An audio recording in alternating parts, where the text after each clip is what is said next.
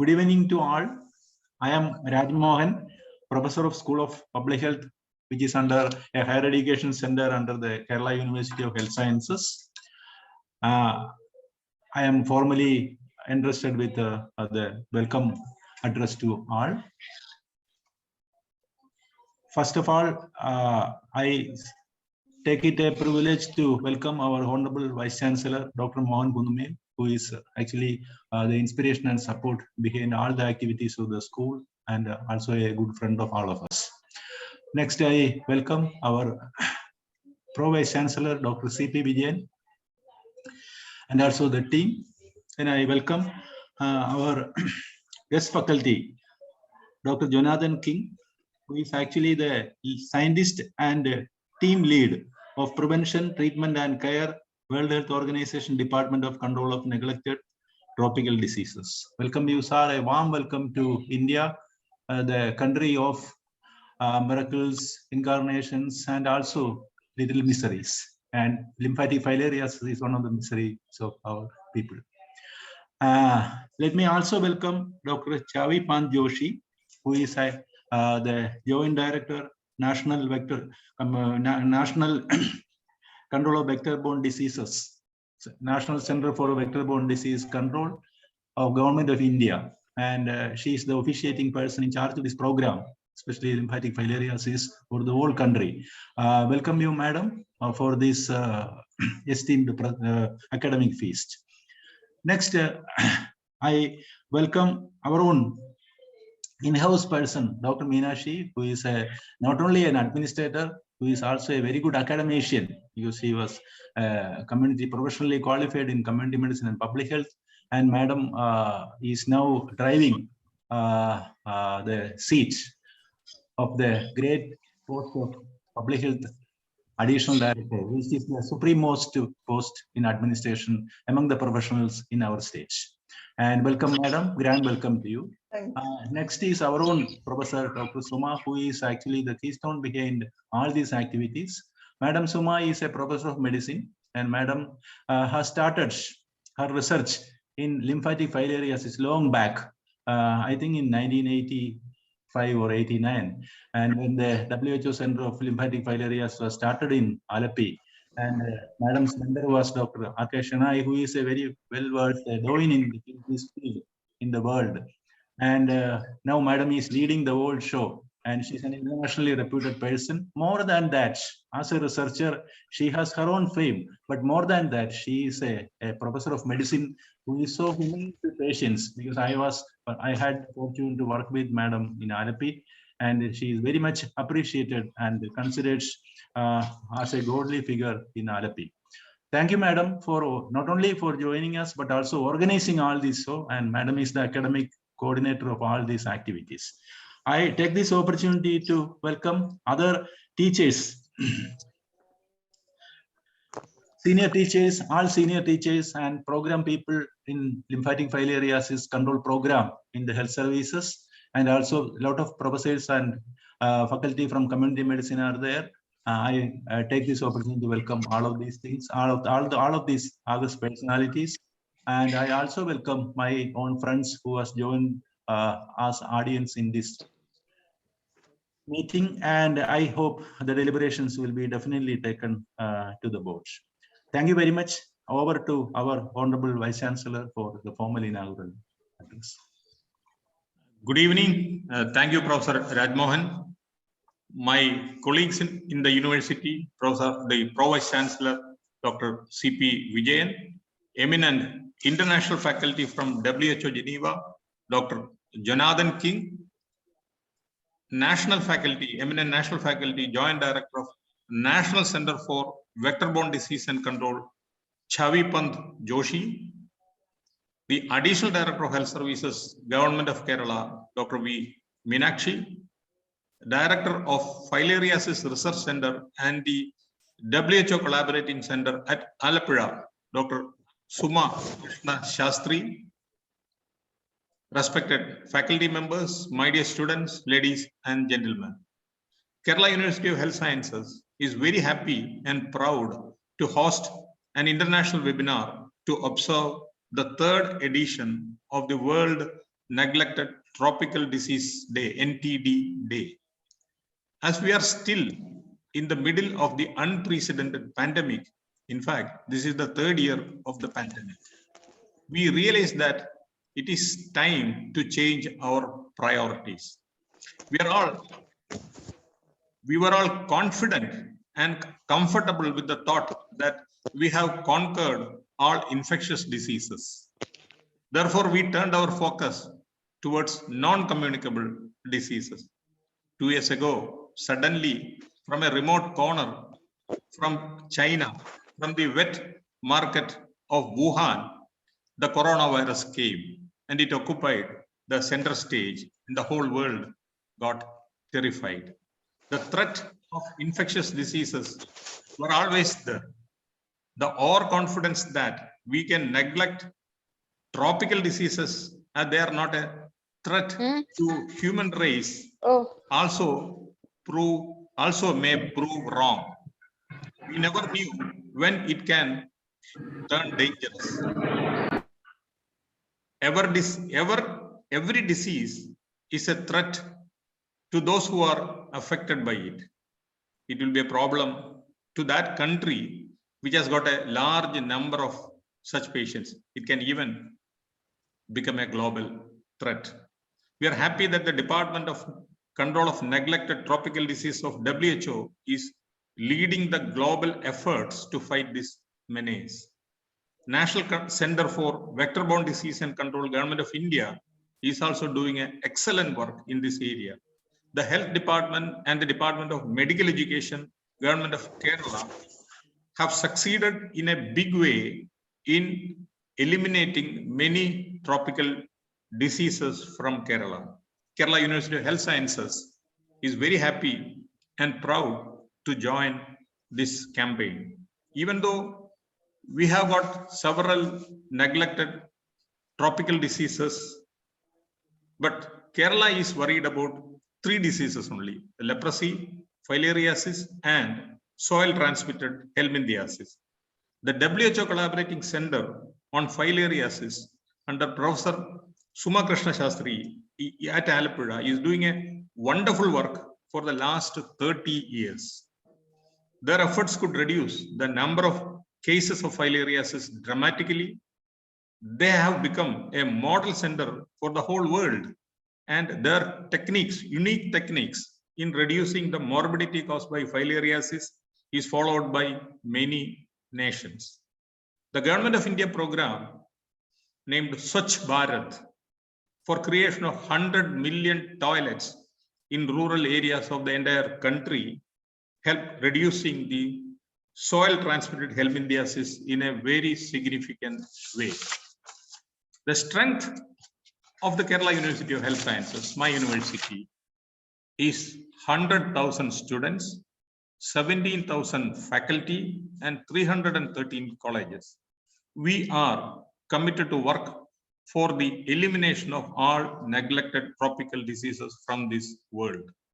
We are keen to collaborate with the WHO, National Center for Vector-Borne Disease and Control Center in formulation and implementation of the strategies to eliminate these diseases.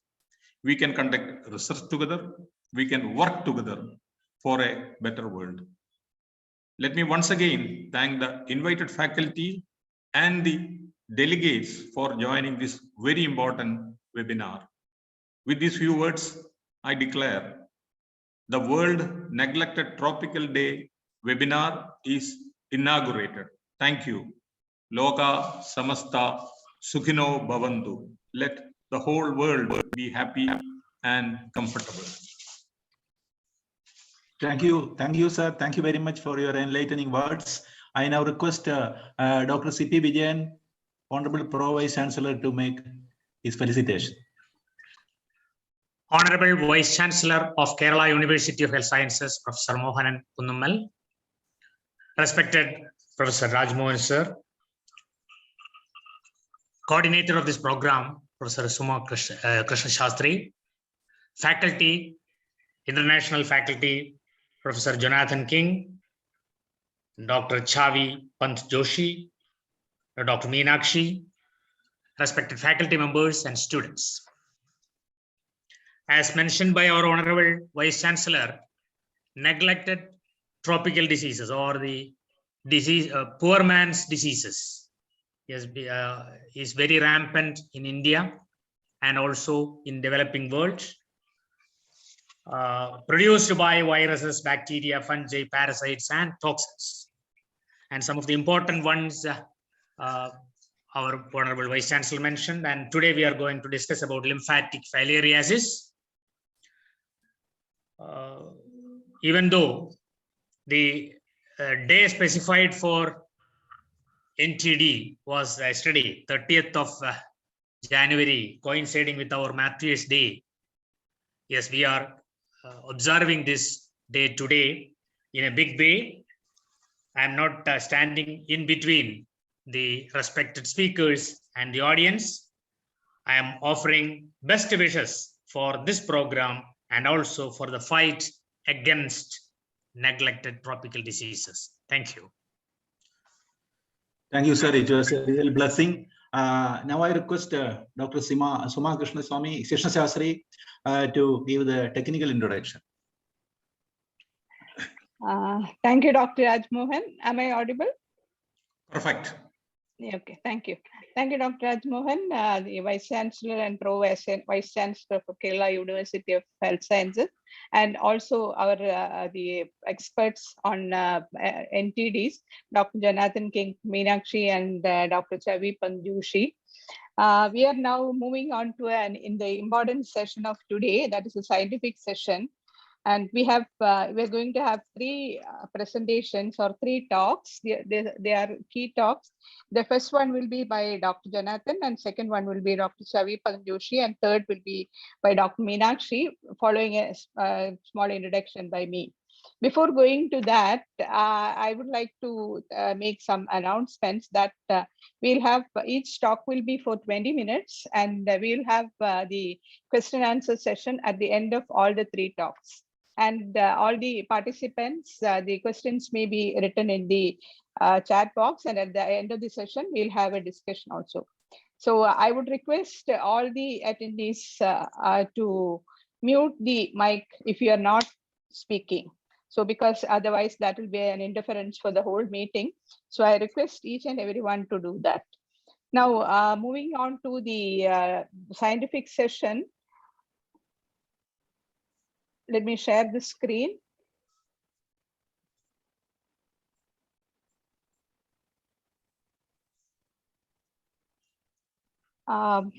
Is it visible? Is my screen visible? Yes. Okay. Perfect. So today we are actually celebrating or observing the World NTD Day.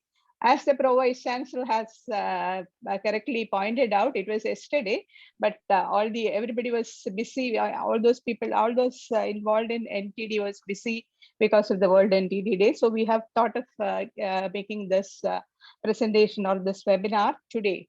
And the World NTD Day is on January 30th, and it is the third year of observing the World NTD Day.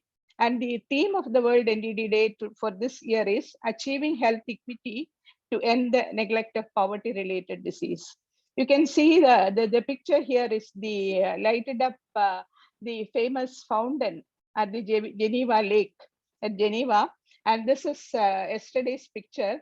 Yesterday, actually 100 monuments all over the world, more than 100 monuments were lighted up, giving a message of supporting for ending NTDs and ensuring brighter future for all. So all the countries and all the donors, all the partners were all involved in that observance of the day, and has also given the pledge that to end the poverty of the neglected tropical disease, there'll be 100% commitment from all.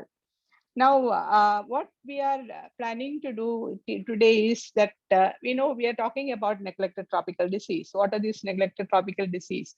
Actually, there are 20 diseases, and the neglected tropical disease affect more than 1.7 billion people globally. It is neglected because it is almost absent from the global health agenda, enjoy little funding. It has stigma and social exclusion, And these are diseases of neglected populations related to poverty, leading on to poor outcomes and poor quality of life. So the main thing is that there is always the stigma and social exclusion as well as the neglect and the poor quality of life. I'm not going into this. There are 20 diseases that includes the helminths, protozoa, bacteria, virus, fungi, non-communicable disease, etc. Now, the Vice Chancellor has already pointed about the neglected tropical disease we have in India, and that is lymphatic filariasis, leprosy, leishmaniasis, and soil transmitted helminthiasis. Now, actually, some of the neglected tropical disease are eliminated from India, that is Geneva disease or dracunculiasis, then trachoma and YAS, they have been eliminated from India. Now we'll see what are the neglected tropical disease in Kerala. It's important ones are the lymphatic filariasis, leprosy, and STH. And we have program running for lymphatic filariasis and STH. Now, for any neglected tropical disease, if the disease is able, the disease could be eliminated, there is an eliminated program. Here we are talking more about the lymphatic filariasis because in Kerala, among the three, the neglected tropical disease, LF is the most common one, and also it is 40% of the global burden of LF or lymphatic filariasis is in India. So the global program to eliminate LF was launched in 2000, and there are two strategies. The first one is to stop the spread of the disease by preventive chemotherapy. That is by mass administration of DEC and albendazole and or ivermectin that has started in 2000. So we have progressed along, and we'll see how we have been progressing. And the second is equally important or more important now, that is to reduce suffering and improve the quality of life. The first one, the stopping the spread, we don't know who all are harboring the microfilariae. So that will be a population coverage of the drugs to everyone, or the 80% of the healthy population, they should take the medicine. Whereas in the second arm, we are looking at the people already affected by the disease, because they'll have a lot of sufferings, physical, psychological, economic, and all social exclusion. All this are there. And so we have to reduce the suffering of the people and improve quality of life. That is what is called as the morbidity management and disability prevention.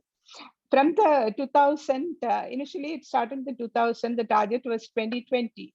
But we couldn't eliminate the LF from all the endemic countries. Initially, there was 83 endemic countries, and 17 of the 83 countries have eliminated LF as a public health problem.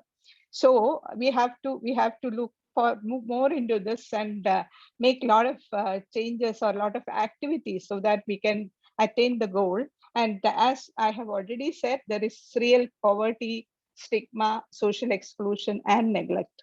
So to end the neglect and to achieve the sustainable development goal, a WHO roadmap was formed in 2000 for 2021 to 2030. So this roadmap is for all the NTDs, and there are a lot of cross-cutting areas and all. So the roadmap is the one which we are looking for, and we have to achieve the goal. And the World NTD Day also says that we have to achieve the goals of the roadmap. So the World NTD Day actually is for the health equity, to achieve the health equity, to end the neglect of poverty related diseases, and also that everybody involved in NTDs, neglected tropical disease, from the healthcare providers, from the drug donors, then partners, and even up to the drug distributor, everybody should be 100% committed, and that's going to be a 100% committed campaign to attain the goals of roadmap. So with this introduction, what we are going to hear is actually about all these things. That is what is the scenario of the elimination program in India, scenario of elimination program in Kerala, and also what are the things we can do, which all aspects we can get involved, or the community can get involved, all the stakeholders can involve in reducing the suffering and improving the quality of life of a person. So all these things we are going to hear from the eminent personalities, eminent experts. And with these words, we are moving on to the first session. that is on responsibility of community and primary care in global roadmap for neglected tropical disease by Dr. Jonathan King. He is the team lead for the actually, Dr. Jonathan King is PhD trained PhD epidemiology and public health program, has over 20 years of experience focusing as the integrated center of elimination of NTD. Since 2014, Dr. Jonathan King has provided scientific and programmatic support to the Department of Control of NTD at the World Health Organization, serving as focal point of LF elimination. Since January 2020, Dr. Jonathan K has led the community and primary care-based interventions team, which supports integrated efforts against LF, soil-transmitted helminthiasis, schistosomiasis, and visceral leishmaniasis. Now over to Dr. Jonathan King. Thank you very much, Professor Suma. I was hoping for the short introduction that this is my friend, my brother, and my colleague who is in this fight to eliminate NTDs. Thank you all. Let me just share my screen quickly. And can everyone see the screen and hear me clearly? Yes, yes, please go ahead. Very good, thank you. It's an honor for the invitation to join you all, and thanks so much. And just as the introduction before the call started, I hear the weather was much nicer in Kerala than here in Geneva at 1 degree with rain. So I would much rather be with you all there for this moment, but happy to join you this evening. So as Professor Suma mentioned, the NTDs are a group of 20 named diseases or groups of diseases caused by bacteria, fungi, protozoa, viruses, and snakes. So this is one that was missing, I think, that you probably have in Kerala, I imagine. And as also Professor Suma mentioned in her presentation, 1.7 billion people we consider threatened. So what we mean by that is there's at least 1.7 billion people living where at least one NTD is endemic and is being transmitted in that area. So as long as NTDs are endemic and being spread throughout the community, these people are at risk. Thousands of people die every year from NTDs. We don't normally talk about fatalities with NTDs, but it's true. Thousands of people die around the world from NTDs, and hundreds of millions of people suffer from NTDs. And one of the takeaway points that I hope we leave with is that this suffering from NTDs is completely avoidable. NTDs cause and perpetuate the cycle of poverty. So while not all NTDs are fatal, many are disabling and lead to stigma. The diseases are often most endemic where access to healthcare is least accessible. And the persons affected by NTDs often lack equal opportunities to education and jobs. So this is really as a result of the morbidity and the burden of NTDs that they experience. And this is an area where we can remove this inequity in the fight against NTDs. So the good news is that there are interventions that can remove NTDs from the cycle. WHO recommends community-based interventions to reduce exposure, treat, and to stop the transmission of infections. You'll recognize preventive chemotherapy. This is mass drug administration. These are national deworming days. Vector control to eliminate a vector of disease and reduce exposure. Water sanitation and hygiene, and One Health, involving the veterinary community and the interventions within animals to control zoonotic NTDs. So WHO also supports inclusion and rehabilitation of persons already affected by NTDs. So these are all community-based interventions recommended. WHO also recommends the strategies to identify, cure, or manage disease. Now, these are most effective and sustainable when delivered through the primary healthcare. So PHC, these fit under PHC. We recommend that they not be vertical programs integrated into the health system. So these include early diagnosis and treatment for both physical and mental conditions, surgery, and rehabilitation.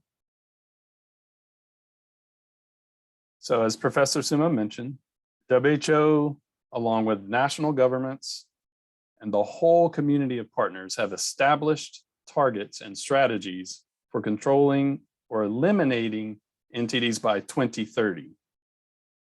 Now, this is the global roadmap for NTDs. I put a little QR code throughout. You can scan that with your phone right in the presentation. And if you haven't had access to the document, this will take you right to the document. But these targets are aligned with the Sustainable Development Goals, or the SDGs. And I'm sure you're familiar with SDGs, the 17 targets, very ambitious targets by 2030 for improving all aspects of our world.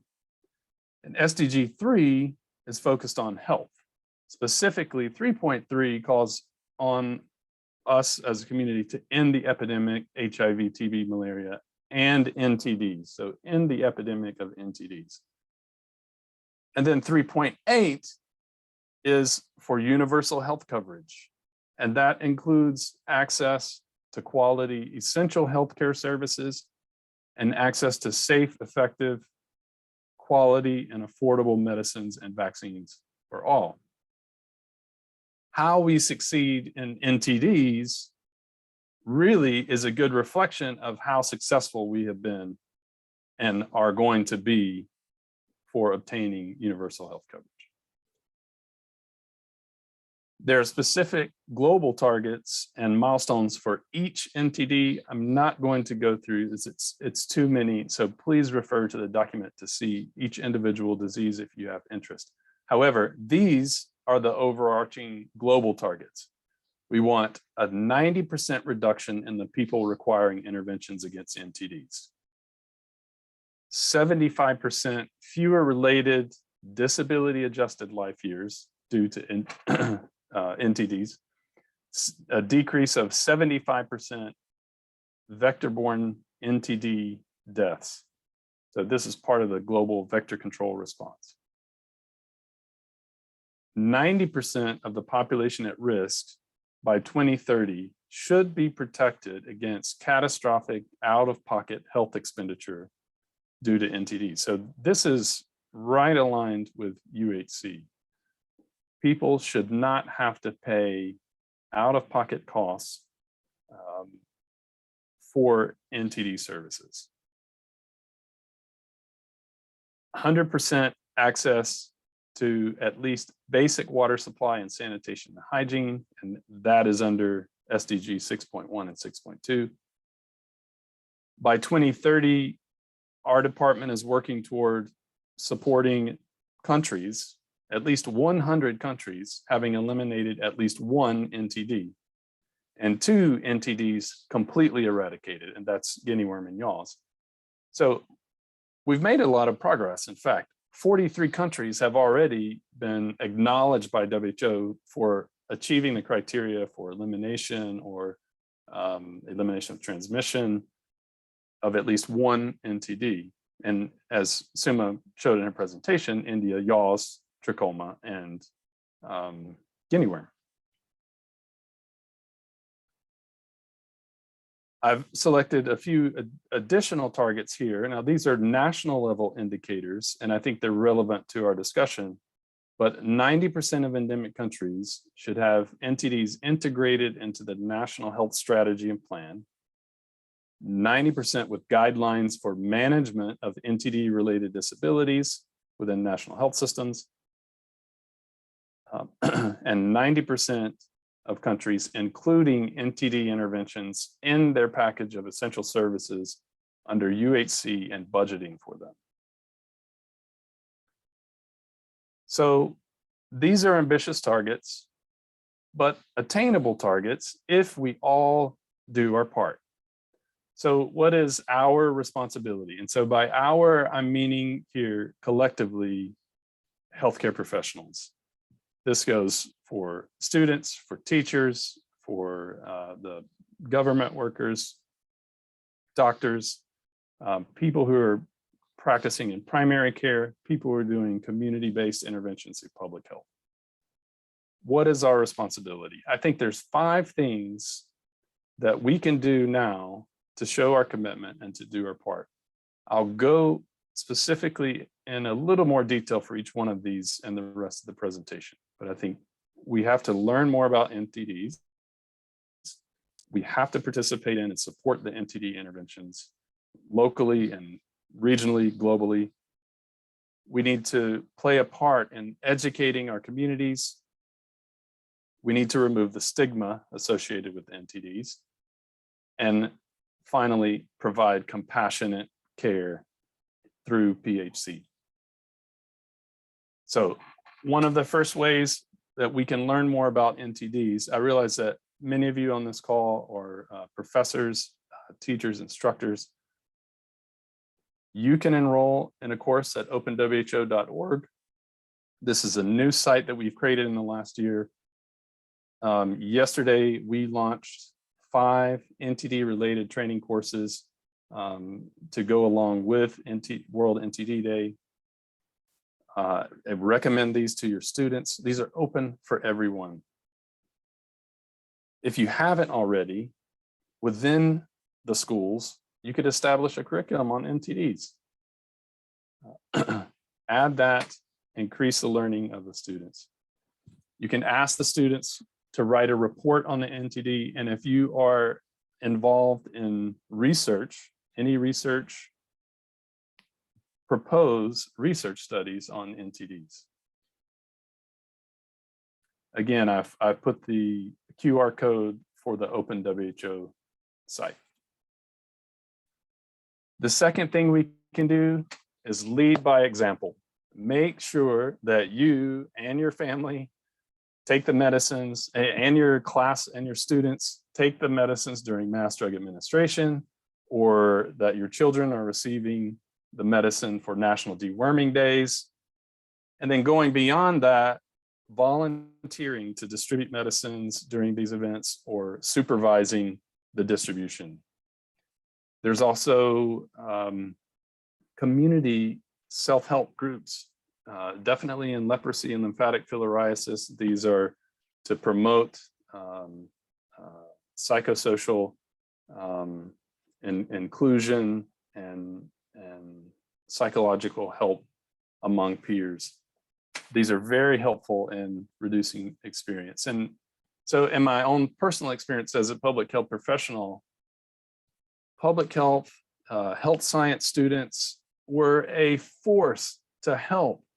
And when we didn't have the manpower, the staff available to implement these recommended interventions, students bring enthusiasm, a fresh take, innovation, in fact, and help distributing medicines and help supervising and help doing so much thing that can be helpful. So please encourage your students to help out in these public health interventions. Another thing that we can do is educate our communities, our friends, our families, our neighbors about NTDs, and encourage their action to accept and promote interventions. We've had a lot of experience observing this and how things are happening with COVID, with vaccines, with wearing masks. For NTDs, the interventions are very simple. They're very effective, they're very safe. We need to be examples in helping educate our community. This one picture here from Tanzania is of my director, Dr. Mwele Malachela, who is practicing what she preaches. She's educating with a school here in Tanzania in her home country. This other picture is of drug distributors, healthcare workers in Nepal, who were trying to convince some of the most difficult community members who are refusing to take mass drug administration. And this is the adult men. We have to be, we have to help educate our communities and raise coverage for effectiveness. The next responsibility is to remove the stigma around NTD. So, what is stigma? So stigma, it's a negative response to human differences. It's often caused by fear that I might get an infection, unattractiveness, the person is physically affected by the disease, and maybe the community will see them, this person is ugly and scary. I don't want to be associated with that. This is stigma. These are causes of stigma. Another cause that I think health workers sometimes are guilty of is releasing a result or a diagnosis, a confidential diagnosis with people in the community. So it can be subtle as gossiping, or it can be clear discrimination. It can come from anyone, family, neighbors, and really health workers. And when we have stigma, that can really negatively impact someone who is affected, seeking the care that they really need that can help them. We have to realize that stigmatization propagates poor mental health and psychosocial issues of persons affected by NTDs. Professor Suma mentioned this. Oftentimes people affected loss of self-esteem, they have fear, shame, socially excluded, they suffer depression, anxiety, drug and alcohol use. And all of these things may prevent people from seeking care or support. And this is why we have to also include an assessment of mental health when patients present for care.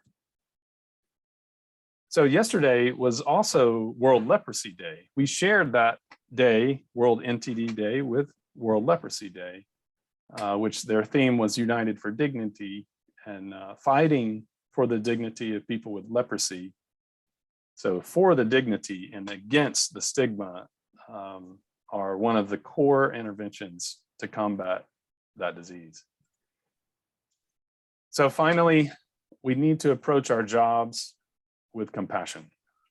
So we need to be fully aware of the suffering of someone with an NTD, what they are experiencing. We need to empathize and take action to alleviate that suffering and prevent it. There's a clear benefit of compassion to the patient. I think we would all agree, and that's the first thing that we would say. It helps the patient in mental health and their physical health. They're more likely to follow the recommended self-care if they feel that they're cared for. But it also benefits you as a provider. It helps your mental health, and it helps you become a better healthcare provider. Compassion also benefits the overall healthcare system. If everyone is practicing compassionate care, then people will be likely to come in and visit and want to seek care. It's a better patient experience. So I just want to ask, myself included, are we providing compassionate care in our jobs? Even for our students, do we care where they're at? Do we want them to succeed and become a force to provide care for NTDs in the community? Do we have hidden biases? Are we too busy? Are we just overwhelmed? These are questions that we should ask ourselves. So in closing, I come back to World NTD Day. And one of the themes that Professor Suma highlighted is that we're celebrating and being 100% committed to NTDs. It is our collective responsibility to put an end to the suffering caused by NTDs. It's completely avoidable. So I ask you, are you willing to join the fight? Are you 100% committed? I hope so, because as the opening, as the Vice Chancellor said, the world is depending on us. We can make a difference. Thank you very much. Thank you, Dr. Jonathan, for the excellent and inspiring talk. And with the introduction or the opening remarks was that there is an inequity with the NTD community and all the people affected with NTD, and our responsibility to achieve equity and avoid the inequity. And WHO has different programs for that. That is the community-based activity, which we has elaborated upon, like the mass drug administration and social inclusion, avoiding stigma. Then you have the intervention strategies. And Jonathan has focused that the intervention strategy should be through the primary care system. Especially for the people affected, to alleviate the suffering, it should be through the primary care system, and he has suggested early diagnosis and appropriate management. Also, Dr. Jonathan has mentioned about attaining the SDG target, where 3.8 is the universal health coverage. And in universal health coverage, it is a responsibility of each nation to include the essential healthcare packages into the universal health coverage, so that the people could be able to access that, and that will be helping a lot the people suffering from the disease. Then he has moved on to the roadmap, and the targets for the roadmap was described. And the most important target for 2030 is that 100 countries should be eliminating at least one NTDs. That is, two NTDs being eradicated. So there was question, what is the difference between elimination and eradication? We'll come to that. So 100 countries should be eliminating any one of the NTDs, and 2 countries should be eradicating two diseases. So that is the roadmap. Then we've moved on to the responsibilities. Yes, the title was also, or the theme was also, what are the responsibilities for all of us, all the healthcare providers and others. And he has set 5 points. That is, first is learning about the NTDs, and Dr. Jonathan has shown us how that can be done. And I am very glad to say that the university also has a responsibility, as during our inaugural remarks, our Vice Chancellor has already said that if there's any of these things to be included into the curriculum, that can also be included. And second thing is the participating in the activities, all the activities we could be participating, and that also should be to educate the community. By educating the community, you can remove the stigma also. And finally, that should be a reduction of the stigma, and also every person should be given compassionate care. It is actually really an inspiring session. And now we will move on to the second session, and we will see what is happening in India, at what position or what status we are in at this stage. And this session is going to be presented by Dr. Chhavi Pant Joshi. The session is on Indian example of LLF elimination program and its successes and challenges. Dr. Chhavi Pant Joshi is the Joint Director of National Center for Vector-Borne Disease and Control at New Delhi, and she has been working on LF since a few years, and now has fully taken charges for the program of elimination of NTDs. Over to you, Dr. Chhavi Pant Joshi. A very good evening. I hope I'm audible. Yes, you are. Yes. Yeah.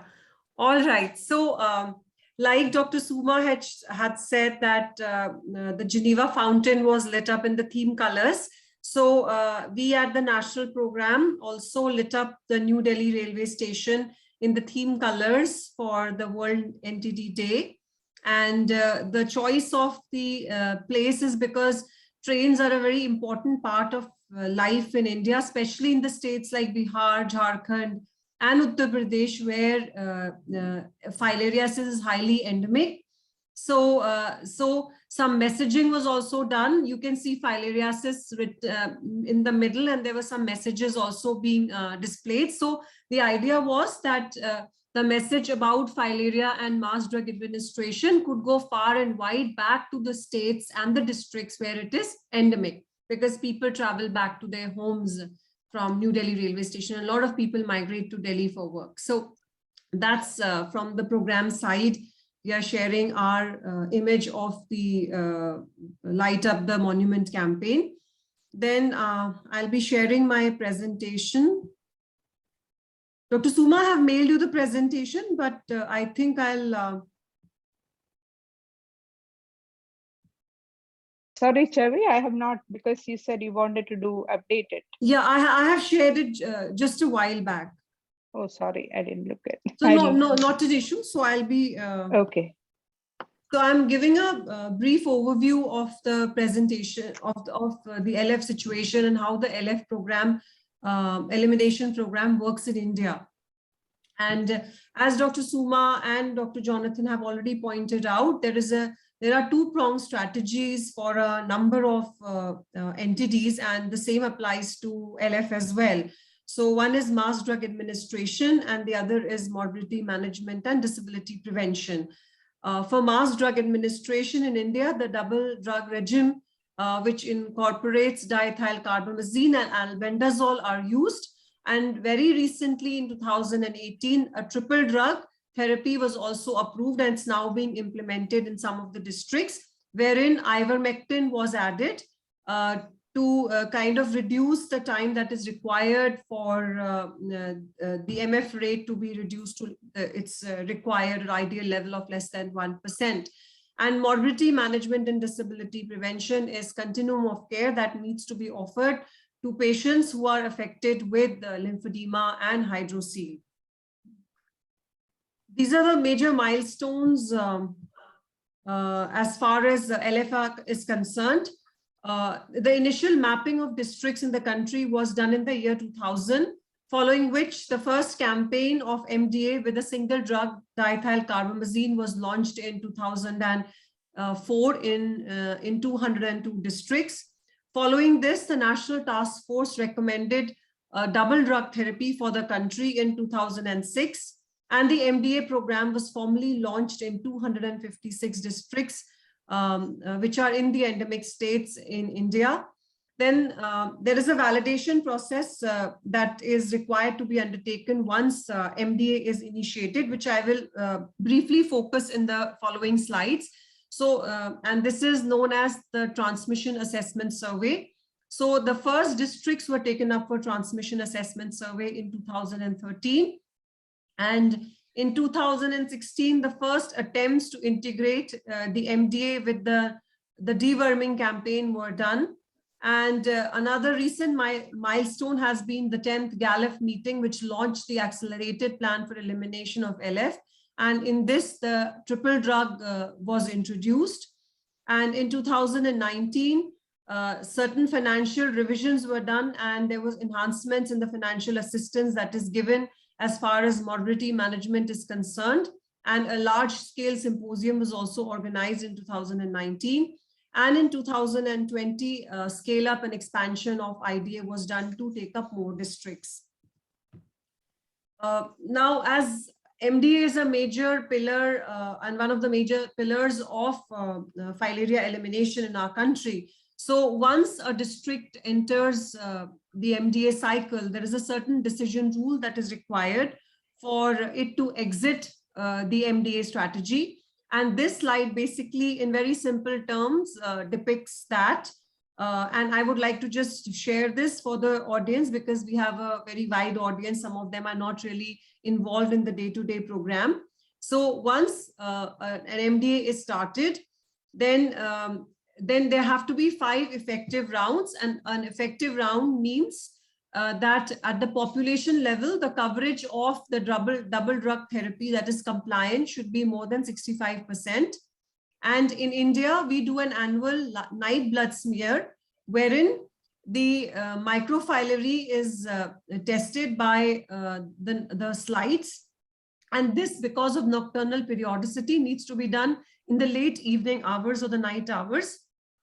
And then once after 5 rounds and after the night blood survey shows that these 2 conditions are met, wherein the effective coverage is there for 5 rounds and MF rate is less than 1%, then there's an additional survey that is undertaken with 10 additional sites. This is to increase the surveillance level as well as to increase the resolution of surveillance.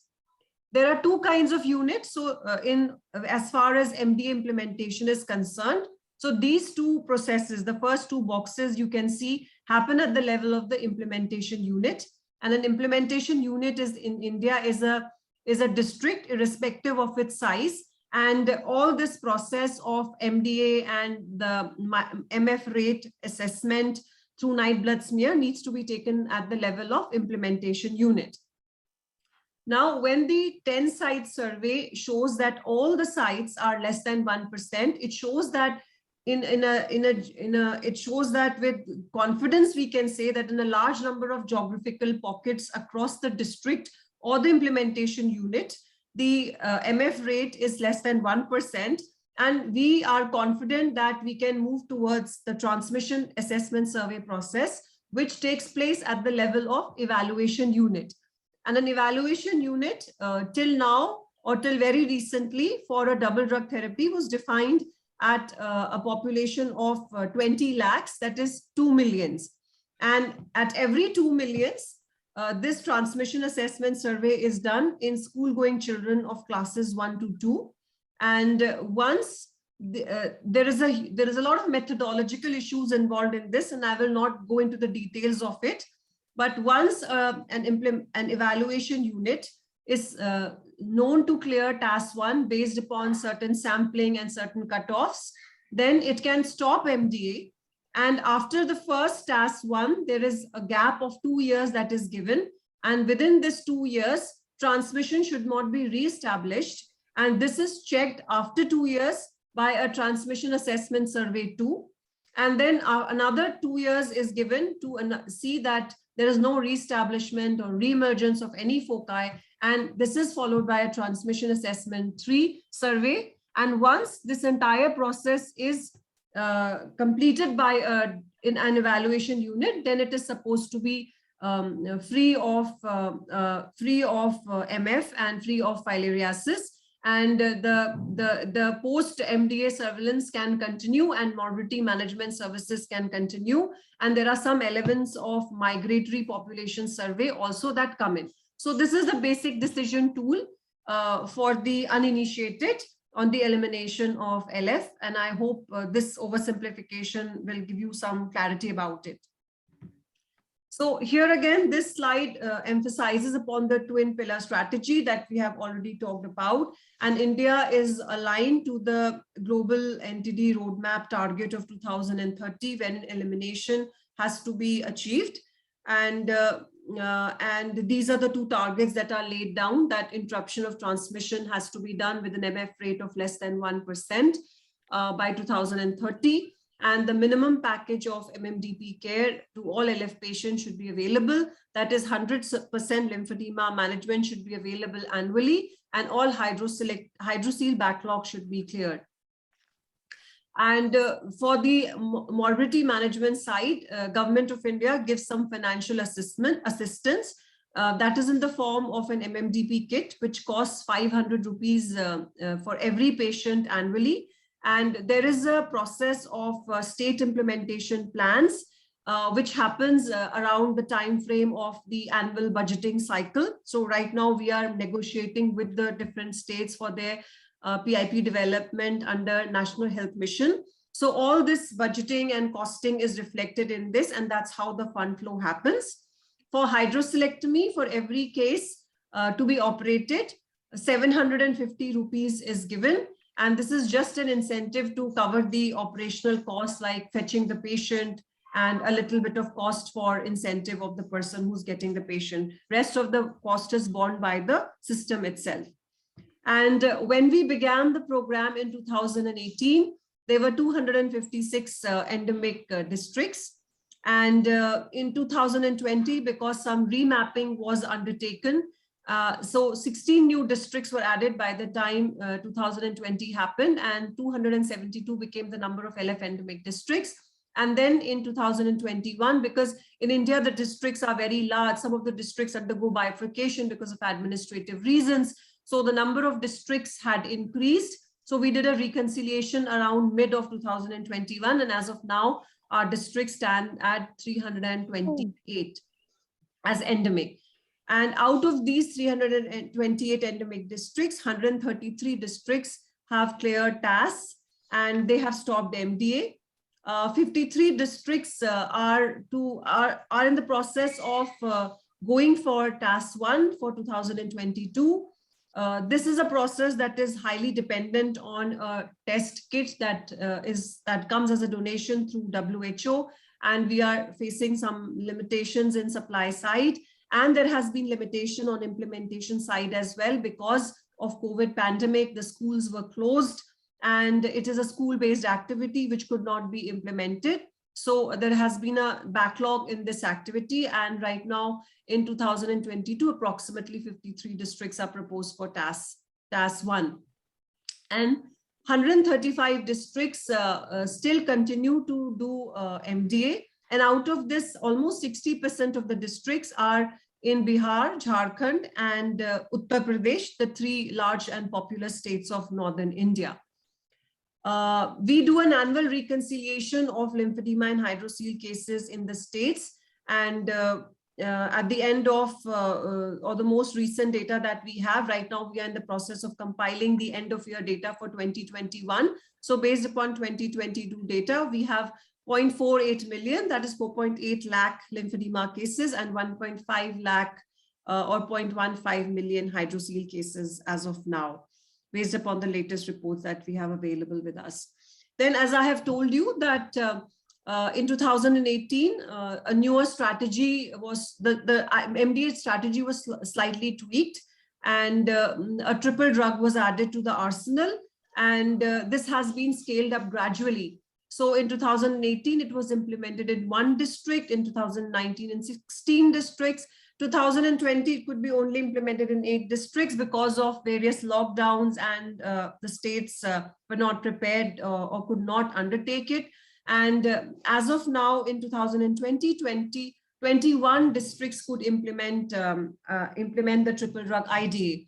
For IDA, ivermectin, the triple drug supply comes through the Mectizan donation program, and it is routed through WHO. And India has also initiated domestic procurement of ivermectin, and that is why we are able to scale up ivermectin to beyond the WHO supplies. And in the year 2021, approximately 50 to 60 districts are targeted for MDA, considering both the kinds of supplies. DEC that is used under the program is totally domestic procurement.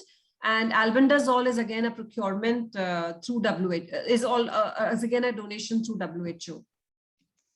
So this is a snapshot of how our districts and how our states stand. So you can see that what is the distribution of districts, how many districts, or what are the states which have largely been able to reach the TAS 3 stage, and which are the districts that are still doing a large number of MDAs. So the blue shows the MDA color, while the light blue is the number of TAS 3 cleared. So you can see that Andaman and Nicobar, Andhra Pradesh, Gujarat, Lakshadweep, Kerala is like midway kind of, and large number of districts have cleared.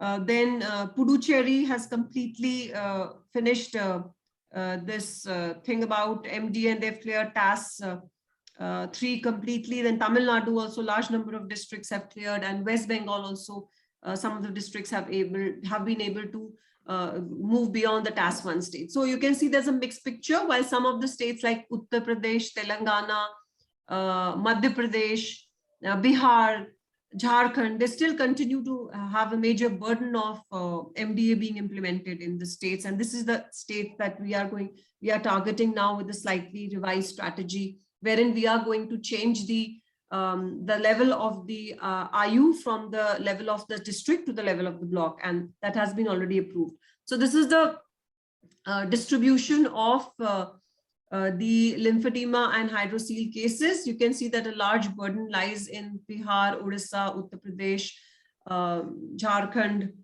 West Bengal. So these are the most populous northern states which are struggling with large districts, large populations, and very large load of MDA. And because their priority is MDA, so they are not able to strategize much on MMDP side, while the southern states are much better evolved in terms of the program, because the MDA burden is less and they have matured towards providing more evolved and better MMDP services and care. Now, as I have spoken, that COVID-19 did pose to us a challenge in the implementation of the program, wherein initially the services came to a standstill, and later services were opened, and it was decided that MDAs need to be done.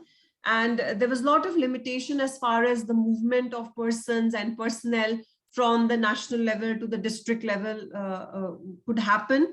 So we did a lot of digitization effort in order to overcome this challenge that was posed by the lockdown. So what we did is that we prepared an annual MDA calendar, and we also synergized with the supply of drugs, so that the states were very clear about when MDA rounds had to be implemented, but they had flexibility of conducting MDA based upon their local situation, whether when there was an election, when there was a festival, they could always tweak it. Then another thing that was done from our side was that for every state that went for MDA, we developed a Google Sheet-based tracker, and this tracker identified 5 to 6 key indicators of preparatory side activities, which we monitored with the state, with all the districts in virtual conference with us. So here we could not just evaluate or assess the preparedness of the state, but also of the districts, and we could suggest corrective measures, and we could also take stock whether the district was actually ready for launching MDAs. So those kind of digitizations were done, so that it brought the districts closer to us when these lockdowns actually caused a hindrance to physical movement of personnel from the center to the states and to the districts. So you can see that here I'm sharing those two snapshots, and of the MDA calendar as well as of the Google Sheet, which is the MDA tracker. And we insist that when we are taking a review, this MDA tracker should be available, and it highlights, it follows a traffic light signal approach, and it highlights whether a district is on track or not. And this year we have further tweaked this based upon the experiences that we have received last year, because last year we were very strict on our timelines, but districts usually do not like being looking so red. So we gave them a little bit of ranges in which they could attain certain activities, rather than giving very hard cutoffs to attain certain activities. Then a lot of data was being developed, kept and maintained at our National Center for Vector-Borne Disease and the National Vector-Borne Disease Control Program in Excel sheets, but a lot of it was being actually filtered manually. So there was a lot of manual counting that was done. So we tried to enhance the analytical skills and analytical tools that could be used in an Excel-based sheet. So that is another thing which we did, and based upon this, more rapid evidence-based results were available rather than manual filtering of data all the time. Then some of the other things that we did utilizing the lockdown situation was that we reviewed our LF guidelines, and the block MDA strategy was also prepared. And since LF is not a homogeneously distributed disease even in one district. So there are few blocks, like 4 to 5 blocks, which have a major burden of LF disease still, and the MF rates in all the sites are not uniformly less than 1% or more than 1%. So there are a couple of blocks which are less than 1%. So other blocks are more than 1%. So, but based upon the this thing cumulative result, the entire IU, which is a district right now, ends up doing MDA year on year. So we strategized and we tried to bring the level of the IU implementation unit down to the level of block, so that block level decisions, which I have shared in the slide above, ahead, could be applied at the block level. And the MNE was also revised accordingly. And this block strategy was based upon an evidence-based decision that we took based upon the data that was available with us from around 44 to 45 districts. Good clean data we analyzed, and we saw that out of the blocks which had sentinel sites, around 32% of the sites showed that MF rates are less than 1%, but they still continue to do MDA because of this effect of aggregating all the sites together when we take a decision at the level of the district, because these are sub-district level sites. And when we were doing this analysis, we took a very conservative estimate, and we were very strict when we were analyzing the data. So probably the real picture is even better than what we observed in our analytical exercise. But we used that assumption of 32%, and we went to the Ministry of Health and we showed them this evidence that probably there could be an alternate block level strategy which would be more cost effective in the long run. And then that strategy has been approved now, and we are going to take decisions at the block level, and there will be sites at every block generating data for night blood smear, so that the MDA stop MDA decision can be taken at the block level. Then we took a lot of MDA preparedness assessment reviews, as I have already shared. Monitoring and supervision was done whenever possible through field visits. And the district surveillance system, as I've already told you, is being strengthened to block level strategy. And now through the PIP process that I have spoken about, where we do the costing for the states at the beginning of the financial year, we are in the process of planning for that block level strategy. And all the and in the first phase, this strategy is divided into 2 phases.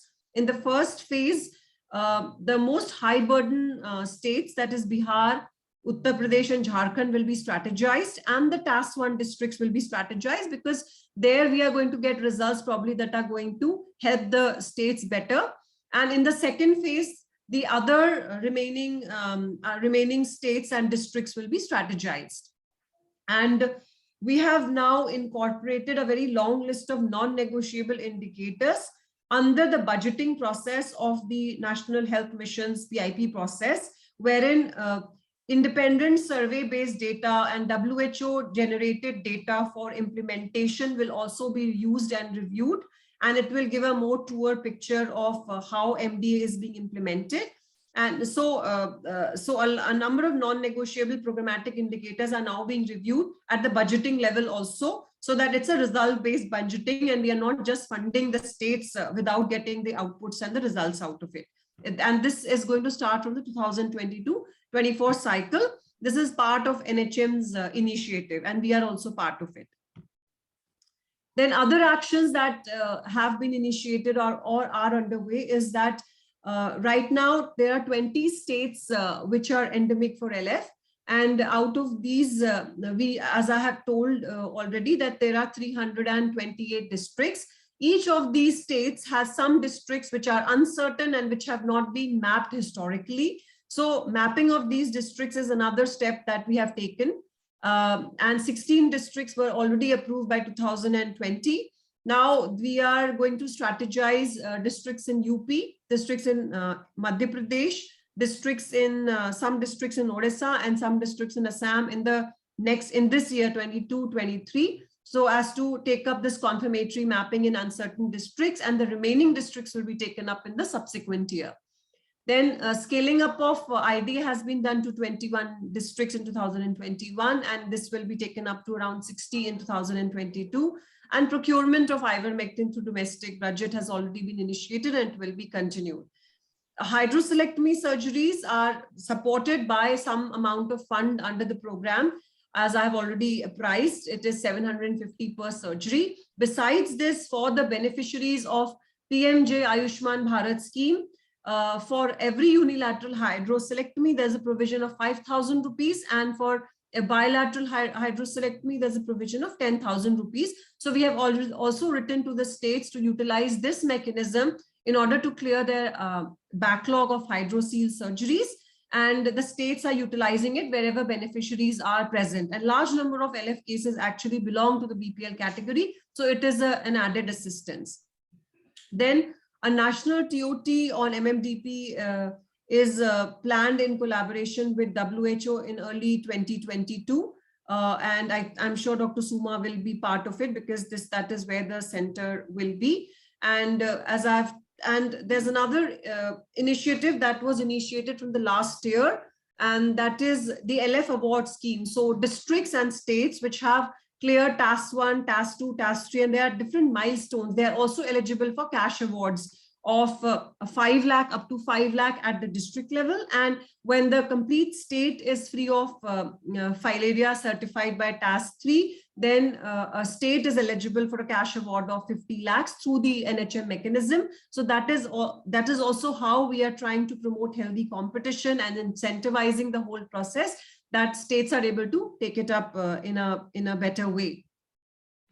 Then some of the challenges that we still face and continue to face is the programmatic ownership at the level of the state, and especially at the level of the district. There are a large number of vacancies, then funds flow, release of funds under the NHMPIP, and monitoring and supervision. So these are all programmatic issues that continue to be challenges, especially in the high burden states of Bihar, UP, Jharkhand.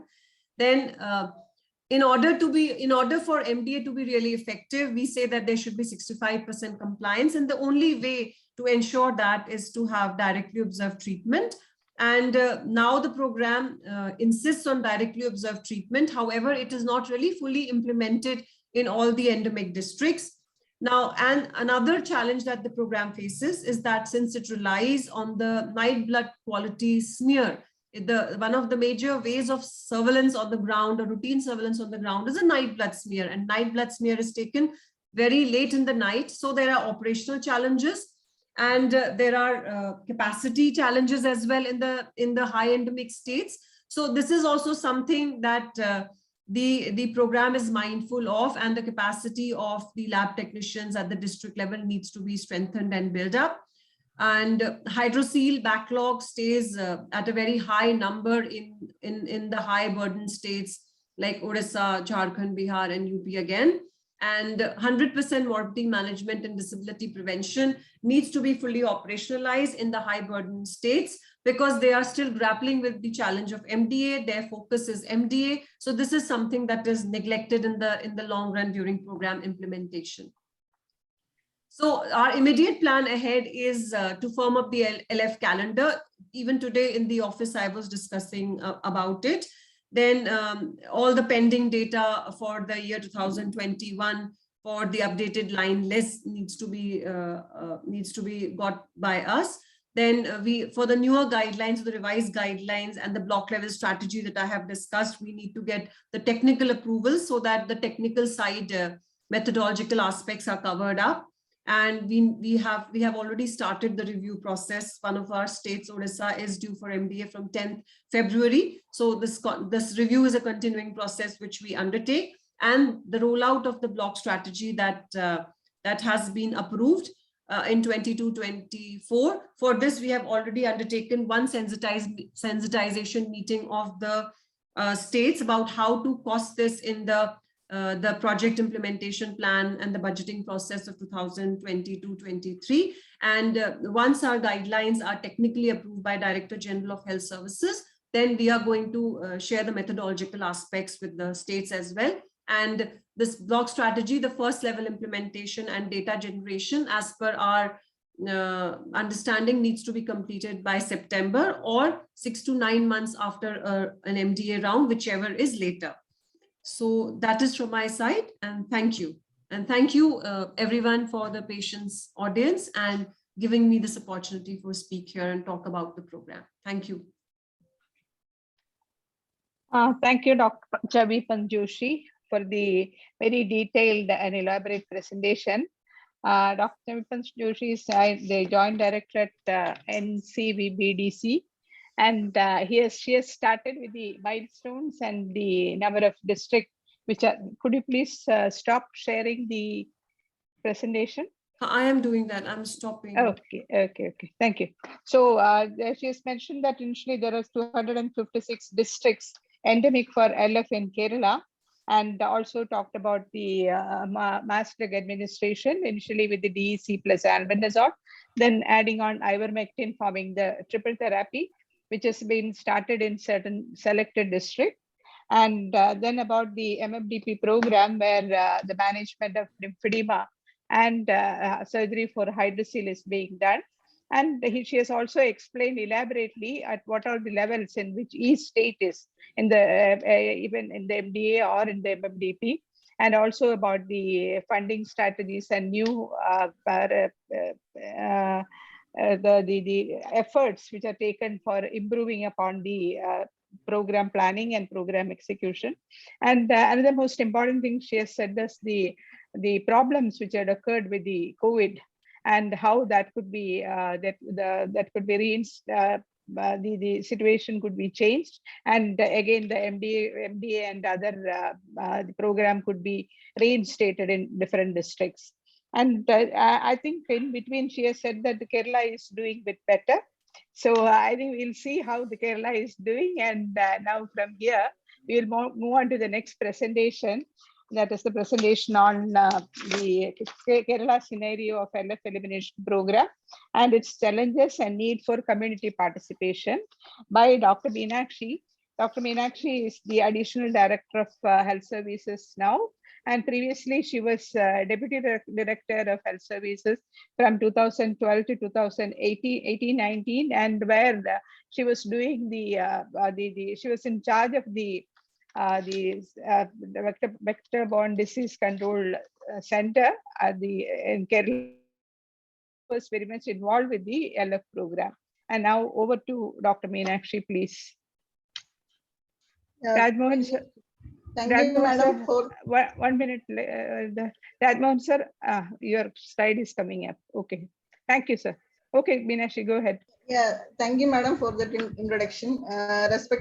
Respected dignitaries, Vice Chancellor Mohan sir, Pro Vice Chancellor Vijayan sir, Suma madam, Raj Mohan sir, and the WHO representative Dr. Rajmohanan K, Joint Director NCVBDC Dr. Chhavi, then teachers and friends from medical colleges and health services, and other participants. I'm really happy to be here. First of all, let me congratulate Suma madam, Raj Mohan sir, and other team members for organizing this kind of a webinar on neglected tropical diseases, which is actually neglected, as the name says, among the other diseases. Let me also thank the organizers for inviting me to present this snapshot of the activities done in Kerala.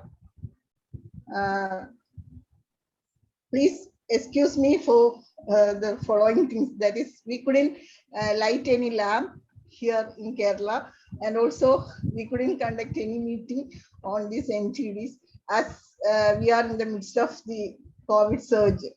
As any, unlike in other states, Kerala, we are having around 50,000 cases per day for the last 1 week. And actually, we are all in the midst of this COVID pandemic. So that is not an excuse, I know, but as a program officer of the state, I express my sincere regrets on this. Anyway, as far as Kerala is concerned, we are also bound to do the elimination activities in Kerala also. As for the SDG, we are targeting 6 diseases in Kerala for elimination. That is, out of the 6 diseases, 3 are vector-borne diseases. That is malaria, lymphatic filariasis, and Kala-Azar. The other 3 diseases are tuberculosis, the leprosy, and also AIDS, HIV/AIDS. All these 6 diseases are targeted for elimination, and the elimination activities have initiated in the state actually from 2016 onwards. So many deliberations and meetings were conducted with the help of all the experts from medical colleges, and also our previous ACS Rajiv Sadanandan sir. He was behind this all these efforts. And as part of SDG, we are also targeting the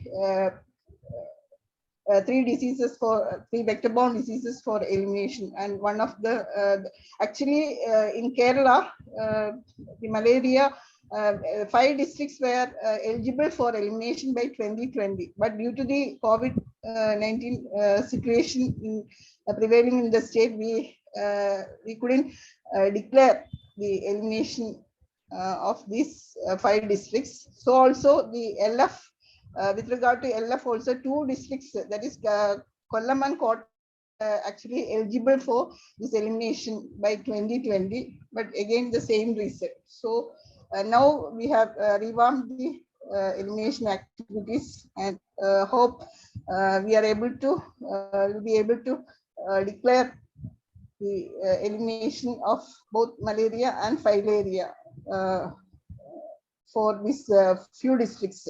I'll come to it later. Next slide, please, madam.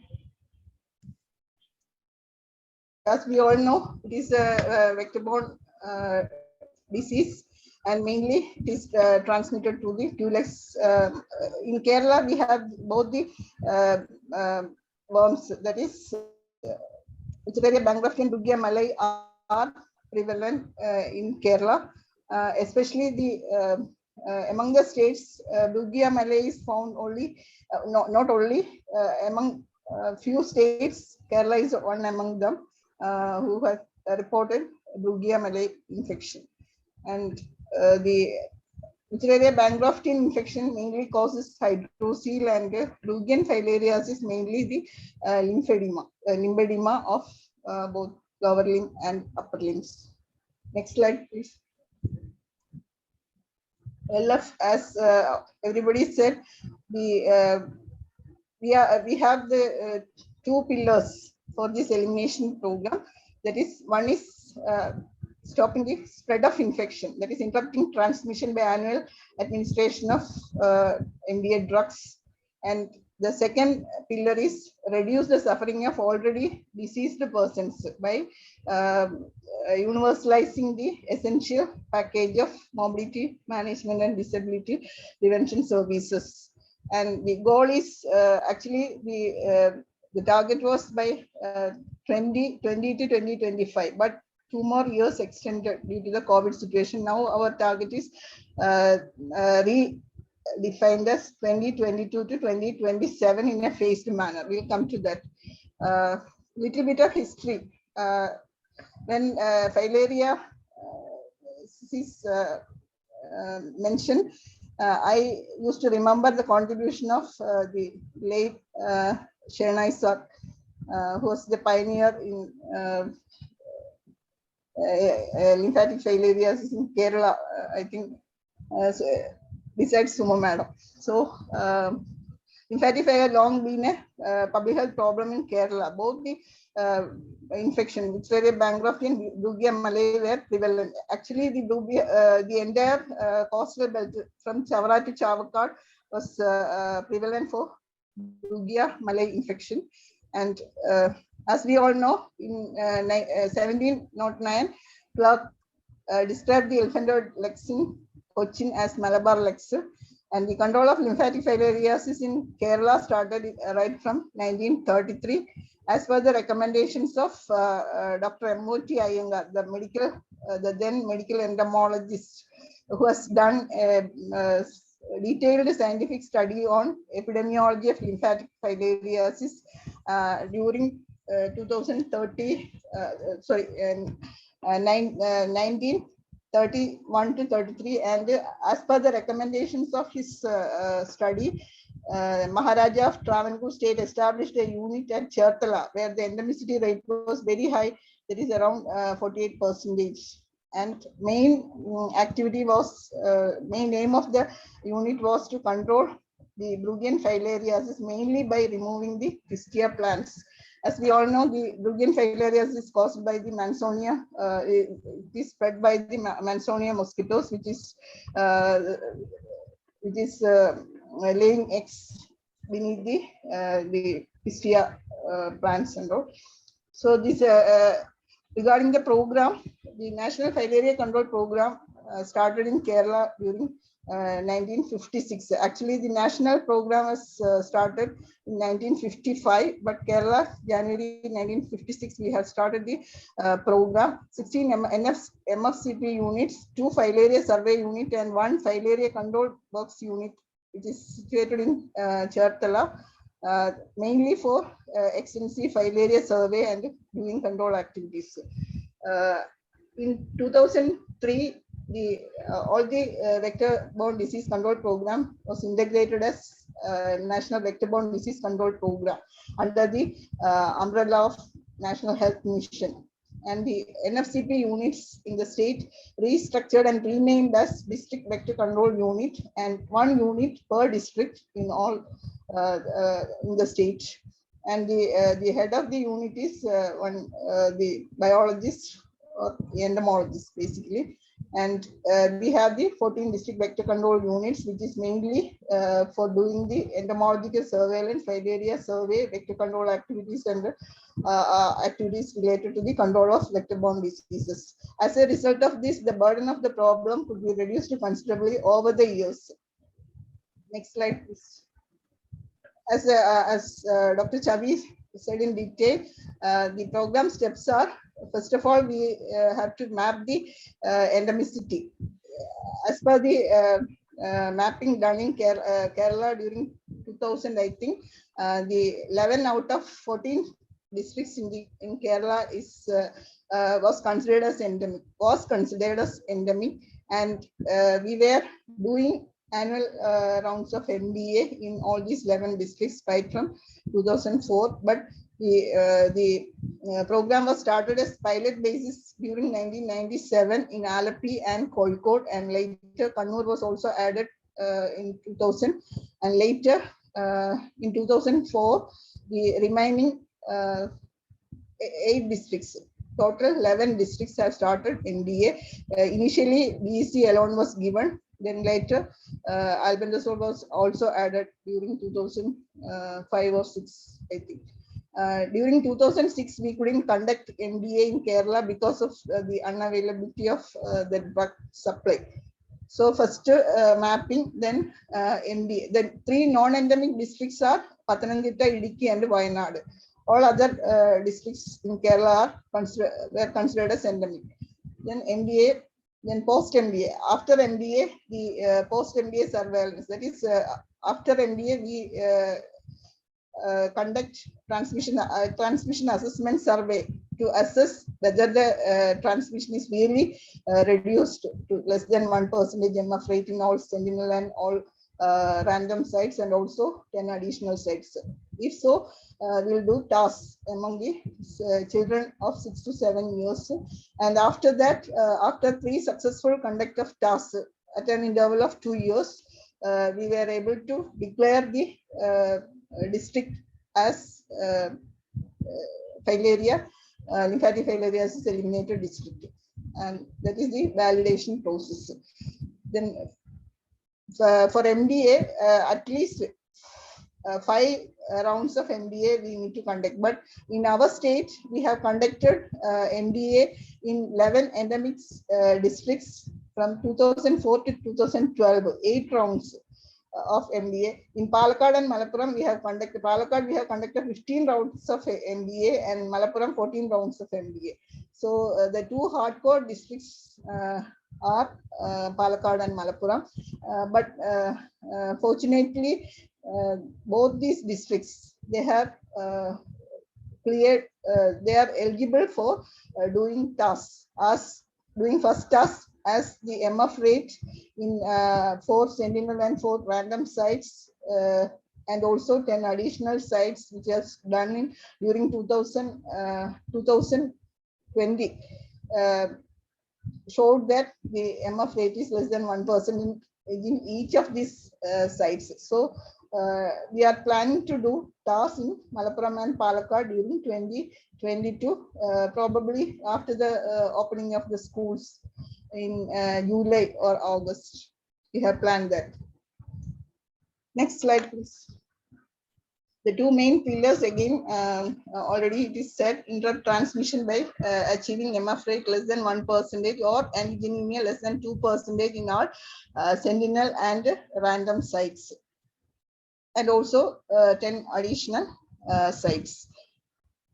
That is, we were successful in conducting this MDA, but I do admit that we are far behind our nearby state Tamil Nadu, because they have cleared tasks in most of the districts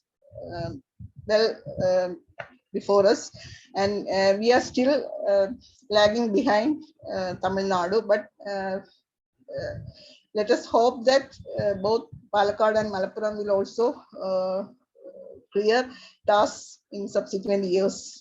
And regarding the 3 non-endemic districts, that is Pathanamthitta, Idukki and Wayanad, we are planning to conduct the detailed parasitological and mobility survey, disease survey, and systematic survey. Actually, they have done all this survey, but that was not scientific, that was not systematic. But this year we are planning to do a systematic parasitological and mobility survey, and after that, according to the result, we were able to declare either it as filaria free, or if not so, we have to conduct focal MDA in these 3 districts. So the next pillar is mobility management. I will come to it later.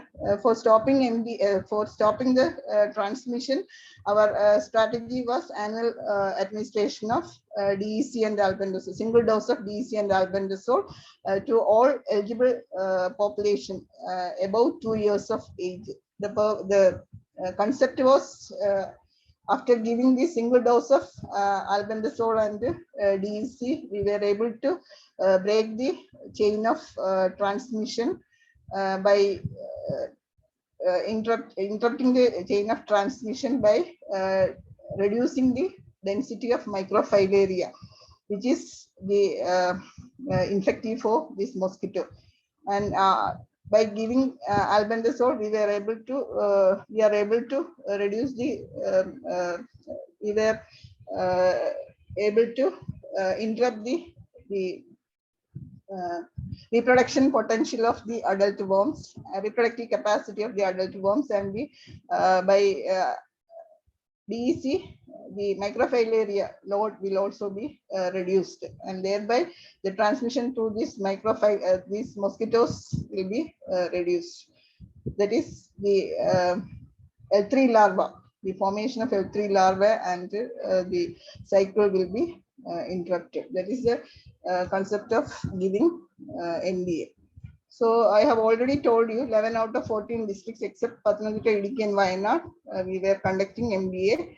The program started on pilot basis in Alappuzha and Kozhikode in 1997. Later 2000, Kannur was also added, extended to the remaining endemic districts in 2004 and continued till 2012. In 2013, 5 districts, that is Kollam, Kottayam, Ernakulam, Thrissur, and Kozhikode. These 5 districts were eligible for doing tasks the first task was conducted using this immunochromatographic test kits. But after that, we were able to get the filarial test strips, and we were doing the second and third task in these districts using FTS kits. The annual administration of this single dose, I have already told you. Actually, it is the drawback of the program was the drug administered drug distributors were the Kunnummal volunteers and other. So the people were reluctant to consume these drugs. As Kerala, the literate people are there. So we have changed our strategy from this house-to-house administration to this group gatherings, and also the dots, that is, we directly observed this. Our health workers and the ASHA workers, they used to visit the houses, and in front of them, the people are forced to take these drugs. In group gatherings, we used to conduct group gatherings also. The elected representatives in front of the public, they used to consume the drug, and this will create confidence among the public. And that was our latest strategies. And as a result of this MDA, we were able to reduce the MF rate, which was 0.8% in 2004 to 0.01% in 2020. That is after the MDA in Palakkad and Malappuram, the last MDA. Then actually, in Malappuram, we have adopted a strategy. The national guideline says that the MDA should be done in the implementation unit, that is the district as a whole. But in Malappuram, we knew that only the coastal belt, that is the 5 coastal blocks, and also the Panani municipality area were having this burden of LF. So we have changed we have adopted a locally specific strategy with the help of the then ACS Rajiv Sadanand sir. Actually, there was some reluctance, not reluctance, some what I say from the national level, but we were able to do the MDA, focal MDA in all these 5 coastal blocks, and also the Panani municipality with the help of our government, support of our government. But actually, now the national level, they are also adopting this strategy, that is the focal MDA, and that is actually needed. Instead of giving these drugs for all the population, it will be a mere waste of resources, and also all the resources, money, material, and time also. So this is the some of the pictures. The 2016 MDA state level inauguration. The then Health Minister Suma sir is consuming the drugs. The Director Jamila Madam, Additional Director Public Health Pradeep sir, all were there. And the right side upper one is the booth, MDA booth, and the lower one is the Malappuram, the fishing harbor. We have visited the fishing harbor, and the fishermen were given drugs, MDA drugs, and they were consuming in front of us. That is our latest strategy. That is group gatherings and consuming in front of the health workers. So, Dr. Meenakshy, could we please wind up in 5 minutes time? Yeah, transmission assessment survey, it is already said, and the criteria for transmission assessment surveys, we have 5 effective rounds of MDA, and the MDA should be at least 6 months have elapsed from the last MDA, and 5 effective rounds of MDA, that is more than 65% of the total population have consumed the drugs. And also the one more this thing is there, that is, Madam, next slide please. The next slide. Then less than 1% MF rate in both sentinel and random sites. That is the strategy. We have conducted school-based survey. That is transmission assessment survey of 6 and 7 years. First and second standard children were selected, and we have selected the schools randomly. 30 schools, 28 to 30 schools we were selected, and children also selected randomly. And the school-based survey was really effective in Kerala. But due to the current COVID situation, we were not able to do the task in those. Next is MMDP. Already it is said, the management of lymphedema and hydrocele cases. Actually, the main challenge of this program is the assessment of the real burden, especially the hydrocele cases. The people are reluctant to reveal the status. Lymphedema, we are able to detect it, but the hydrocele they will conceal, and that is the main the challenge of this program. So the sustained mobilization of sufficient resources.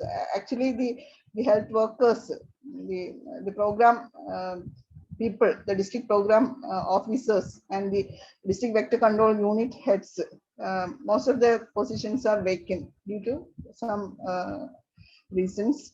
And also the supply chain system, the delivery of quality drugs, the DEC, albendazole, all those. Actually, we are having 5 lakhs of DEC, which was given for this migrant MDA, but we couldn't use that due to the COVID situation, and that it was later found that it is substandard. And so then the promoting of intersectoral. Actually, I am happy. This is an best example of this intersectoral and interprogrammatic collaboration.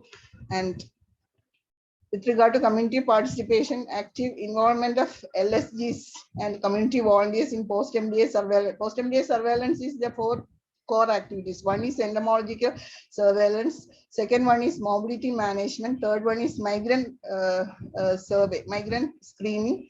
And the fourth one is the parasitological survey among 5 to 9 years children. These 4 core activities we need to continue even after successfully conducting the tasks. So that also we need to, the surveillance need to be there until eradication of the disease. So otherwise resurgence will happen. The most important activity is migrant screening. We all know that so many migrants are coming from endemic states to our state. So the migrant screening and treatment of those MF positives is the crucial thing. So, madam, that ELF progress, just show that slide, ma'am. The previous slide. Previous. Suma, madam. Previous slide. Previous slide. Previous. Sorry, Meenakshy, I'm not operating the slide. Raj Mohan sir is, yeah, it is here. The progress. This is the progress of ELF. Task 1, 2, 3 successfully conducted in 7 districts. That is Trivandrum, Kollam, Kottayam, Ernakulam, Thrissur, Kozhikode, and Kannur. Mobility survey done in Kollam and Kottayam and are eligible for declaration in 2022. We are expecting the declaration by March 2022. Trivandrum, Ernakulam, Thrissur, Kozhikode, and Kannur mobility survey we have planned in 2022 and declaration to 2023. Task 1 and 2 done in Alappuzha and Kasaragod. Alappuzha we have to conduct both the task for which area Bangrofti and Brugge Malay.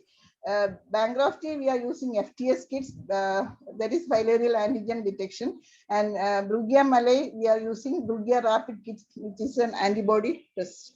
And we have conducted both the tests in Alappi, that is task 1 and 2. Task 3 is pending. Actually, we have planned to do in 2020, but this year we will do that. And also Kasaragod, the task 3 is pending. And Pathananjali, Idiki, Wayanad, I have already told you, Parasitolian Mobility Surveys planned in 2022 and declaration 2023. Palakkad, Malappuram, task 1 is planned in 2022, task 2 in 2024, and task 3 in 2026, and declaration by 2027 or 2028. Post-MDA surveillance will continue in all task completed districts. No infection found among 5 to 9 years children in all task completed disease. That is the clear indication. Our transmission is interruption of transmission is successful in our state. That is the clear indication. So that is from my side. Thank you all. Once again, thank you for giving me this opportunity. Thank you, Meenakshi, for this detailed presentation. Meenakshi has said that out of 14 districts in Kerala, 11 districts are endemic for filariasis. And also I mentioned about the various activities. Excuse me.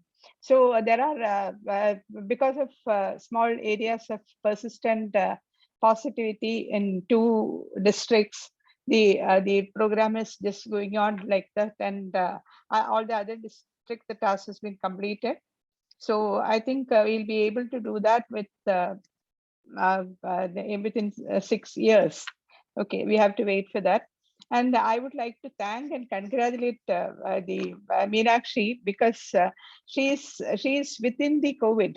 Because for the rapid response team and every activity with the COVID-19, she is the key person there in at the government level. So from that activity, she was able to come here and present all these things. Thank you, Meenakshi, for the presentation. Now all the 3 talks are over, and now we have some time for discussions. I did not see much of questions in the chat box. If anybody wanting to ask a question, either may raise your hand or indicate.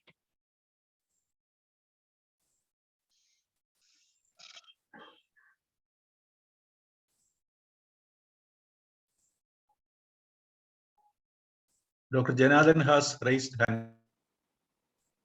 Yes, please. I did not see. Sorry, I didn't see. Please. Thank you. Thank you. I have questions for the other speakers. Thanks for those presentations. For Dr. Joshi, it's really nice to see all of these improvements that the program has been making over the past years. That's really encouraging, and I know that the taking on IDA has been successful. So thank you for sharing that. You presented the total number, the aggregate number of cases of lymphedema and hydrocele. And I recall that that's a lot lower than the past 3 years. So I'm wondering, are those new cases, so recently detected cases, or is it, you think maybe a better diagnosis, better reporting, or what is the explanation for that? So that's the first question to you. The second question is, earlier, or at the end of last year, I had the opportunity to be invited to one of the discussions held by VCRC, another collaborating center in India for filariasis. And there was a lot of discussion and suggestion about DEC medicated salt. So DEC medicated salt. Obviously, WHO recommends MDA to be the first and primary strategy in all endemic districts. And the DEC salt has been used in other countries successfully, but very difficult to roll out logistically. So I just wanted progress on how that supplemental measure was going in India. And then final question was for the last presentation, in that it was skipped very quickly and I missed. There's a really good story with all of the lymphedema clinics that have been rolled out in Kerala, and if there's any more information that can be provided by that, so that I can learn and I can also tell other countries, how that has happened, because that's something unique and I think should be a highlight.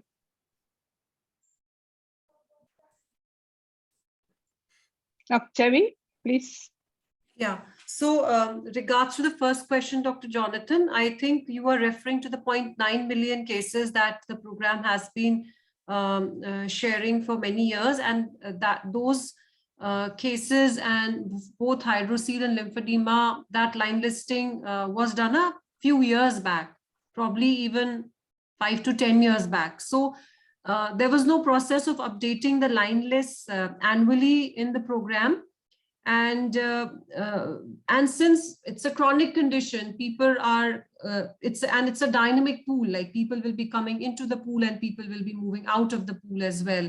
So in the last 1 year, 2 years rather, we are insisting on updated line lists annually at the end of every year in December, and we are asking the states to enumerate the cases at the time of MDAs, so that the data is the latest and most updated data, and the states have also started doing that. And we are also insisting on the verification of the primary line list that is generated from the primary worker in the ground to be verified by a medical officer. So I am not saying that this is the final line list. Probably it's just the tip of the iceberg. Maybe there are more cases down there, but this is what is available in the line lists which are updated in the states and the districts as of now. So that's why you see that over the years, probably because it's not homogeneously distributed, it is heterogeneously distributed. So the cases really have declined because many have exited the pool as well in the last 1 decade, and some of them have been added as well. So I think that's the most plausible reason that I can think of, that you see that the cases are much less than they were earlier. Then answer to the point number 2 about DEC medicated salt. So recently there has been a lot of dialogue and interest in the ministry with VCRC as well about DEC medicated salt, and India being such a large country and China being the only country of India's scale, it very successfully implemented the DEC strategy. So right now there's a lot of excitement about the DEC salt as well. And we are thinking of using it as an adjuvant, but it is still very nascent. So we will follow a process of the advisory committees and everything, and we'll see how feasible, how safe it is, and how cost. I mean, there are papers and all which do demonstrate all that, but a country-based committee needs to take a call on it, and then the program can go for it. But right now, the thought process and the dialogue is going around DEC salt at the moment in the ministry and in our program.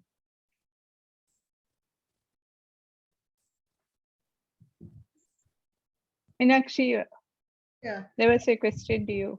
Madam, what was the question? I didn't. About the MMDP clinics. Actually, you showed that in the slide. But yeah, but due to the pause of time, I couldn't touch up on that. Meenakshy was about the fever clinics, because you are conducting a lot of fever clinics. No, MMDP.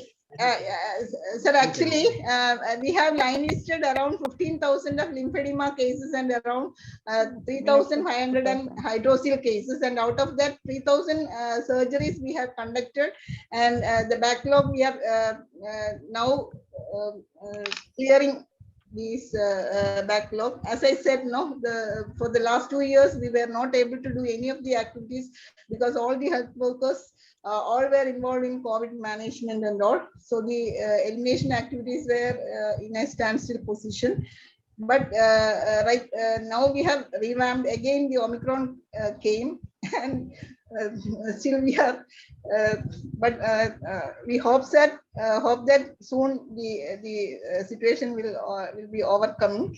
So we have conducted actually the second pillar we are targeting now, because the transmission is interrupted to a great extent. Only 2 districts are remaining to do tasks. That is, I have already said the most populous district of Kerala, the Malappuram, with around 44 million people, and also one border district, that is Palakkad, near to Tamil Nadu. And these two districts, actually, we have conducted 15 rounds of MDA in Palakkad and 14 rounds of MDA in Malappuram. So, but in 2020, when we have done the Sentinel survey and random survey, all the 8 sites, we were able to reduce the MF rate to less than 1%. The MF rate was less than 1%. So naturally, we have conducted additional MF survey in these 2 districts. And fortunately, all the 18 sites, that is including 4 Sentinel, 4 random and 10 additional sites, the MF rate was less than 1%. So these 2 districts, they are eligible for conducting first task. And with regard to the non-endemic 3 districts, no, Pathanamthitta, which is the Shabarimala district, all were maybe knowing that the hilly, most of the hilly areas, and also Idukki and Wayanad, all are hilly areas, and the lymphedema and hydrocele cases are very less in these 3 districts. But we are actually, we have conducted 1 or 2 rounds of survey in these 3 districts, but very few cases were identified, that too among the migrant workers. But as part of the elimination program, we are now focusing on systematic parasitological and disease survey in these 3 districts, and hope that we are able to declare elimination in these 3 districts also. So regarding MMDP, we have 84 MMDP clinics. We have conducted training for 90 doctors and 93 staff nurses in Filaria Research Center by Suma Madam in Alapi. That was actually a residential training for 3 days, detailed training, and the training was very successful. And but unfortunately, due to the COVID situation, we were not able to do it in a full functional. And afterwards, we were able to do the subsidiary trainings at district and sub-district level. We were able to do training for doctors, the health workers, ASHA workers. Around 2,000 plus ASHAs we have conducted training for home-based mobility management. And that process is going on, and the registered patients in these MMDP clinics, we are distributing MMDP kits to those patients registered in these 84 clinics. These clinics are mainly attached to the major hospitals, that is district hospital, general hospital, and also Taluk hospital. So that activities we have started, but I don't say it is full functional, but it will be functional in the coming days. We'll be revamping it. Yeah. Then you have a question. Our ultimate aim is home-based mobility management. That is the all the patients. Actually, the LSGs, Kerala, the local self-government, they are very active, and as part of this palliative care program, these lymphedema patients also will be given this mobility management services to the palliative team. That is our aim. Dr. Jonathan, there is a question. Okay. Could you please give an overview about tropical diseases associated with snake bite? Thanks for the question. It's not something I'm an expert in, but I was going to ask what is happening for snake bite. It's something that's been a part of our department now for six almost seven years. We acknowledged it as an NTD. It's extremely it was extremely supported by member states because they know that this is the one can cause high morbidity and fatality. And I know that the strategy in most places has been access to antivenom. So nearly immediate access to antivenom can prevent serious consequences. And just from my personal opportunity to come and visit Aleppo, as soon as arriving, we saw a huge snake Yeah. coming across the road. So I know you have snakes. Yeah. So unfortunately, that's all that I can share, and willing offline to point you to more resources and my colleagues who are expert in this area. Chhavi has raised There a is, hand. Yeah, I have two questions from Dr. Meenakshy. One is that, Dr. Meenakshy, you said that there are 11 districts that are endemic and the rest were not endemic. So was a systematic assessment, was scientific assessment done, or do you plan to do some kind of a night blood survey? Because we have proposed for all the endemic states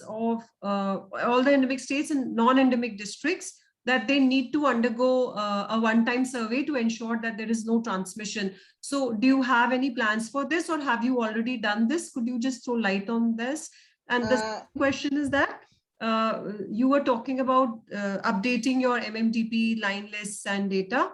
So I would request you to share it with the national program, because your PIP process will also be starting, and we will require it for negotiations and key deliverable fixing as well. So that's my request to you. Yeah, actually the 9 districts, total 9 districts have done first and second tasks. 7 districts have cleared all the 3 tasks. 7. Out of the total 11 endemic districts, 9 districts have completed first and second tasks. 7 out of the 9, 7 districts have completed all the 3 tasks. The remaining third task remaining in only 2 districts, that is Alleppey and Kasaragod. Alleppey, Kasaragod, there is only one evaluation unit. That is their population is less than 20 lakhs. So only one evaluation unit. Alleppey, we have to conduct both Brugia rapid and FTS. So both these districts, we are planning to do the third task in this 2022.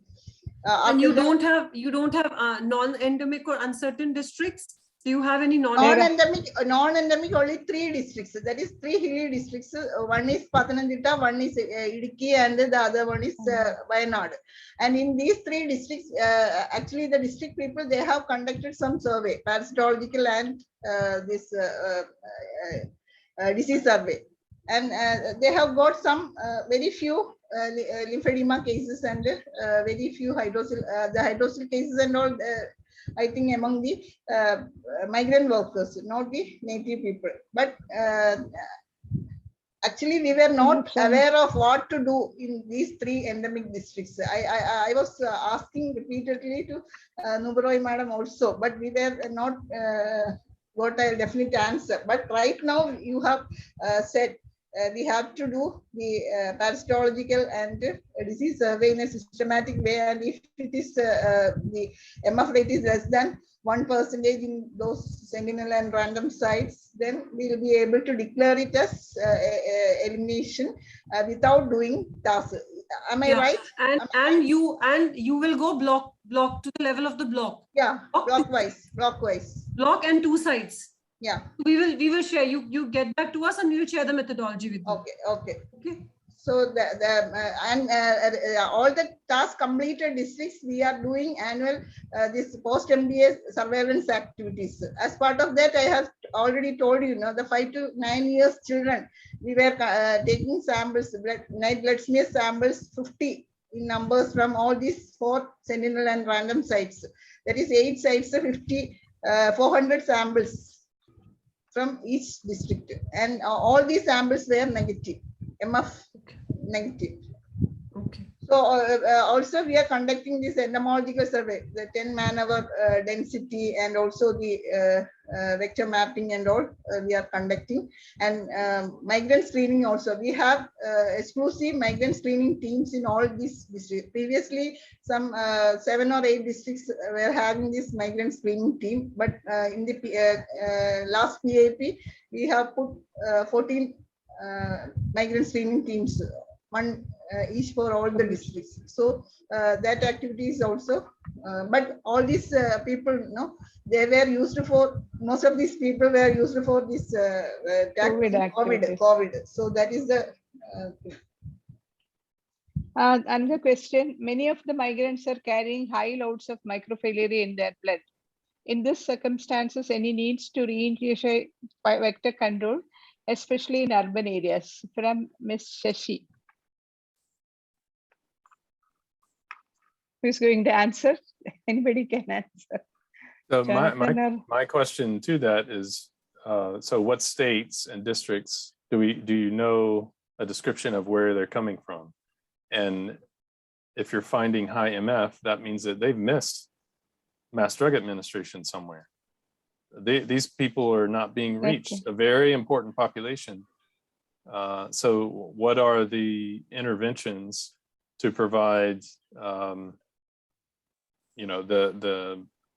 the recommended care, not only for LF, so MDA in this case, but probably many other diseases as well. So Alba would be interested to know, is the national program recommending just presumptive treatment, or is there some way, some other strategy that's being proposed for migrant workers?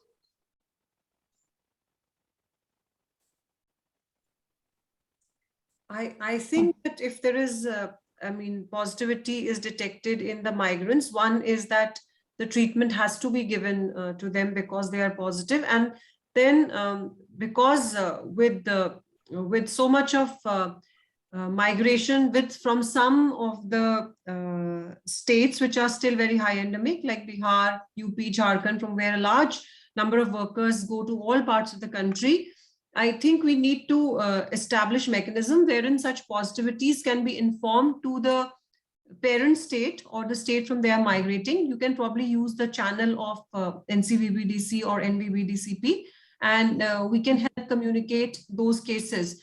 But this process will take some time to mature and a few years to mature. But if you have find instances of positivity in migrants, do inform us so that we can at least inform the states about the origin of those cases. The question is, the question was asked by one of our assistant directors, Mr. Shashi. The question was whether we need to do these vector control activities with regard to LF. That is especially in urban areas. How far it is successful or how far it can be done. Is it right, Shashi? I think. Actually, with the MDA, vector control in urban areas naturally comes from the high dengue load also. So LF has always spoken about the collateral benefits that come from the control of other VBDs also. And in urban areas, there's a lot of support that goes for dengue as well as malaria. And so the same, Aedes is a different kind of breeder, but KUHS is also found in areas which are peri-urban and slum, though the breeding is different. But the similar kind of things need to be reinforced for LF, definitely. That's what I feel in the urban areas, because the way people live, the way drainage systems are, the way sanitation is in a lot of places, it needs to be closely tied with sanitation, cleanliness, and hygiene in urban areas, urban slums, and peri-urban areas. One point regarding the MDA for migrants. What I have seen while the MDA was going on is special days have been assigned for giving the drug to the, during MDA, giving the drug especially to the migrant population, because certain districts there is a high number of migrants. So because sometimes what happens is if you declare that such and such a day is going to be the MDA, they are going to give the drug, none of them will be available. Because since they are from the highly endemic area, they knew about the adverse effects of the MDA drugs. So because of that, on the day other than the MDA, proclaimed MDA day, the drugs used to be given in that.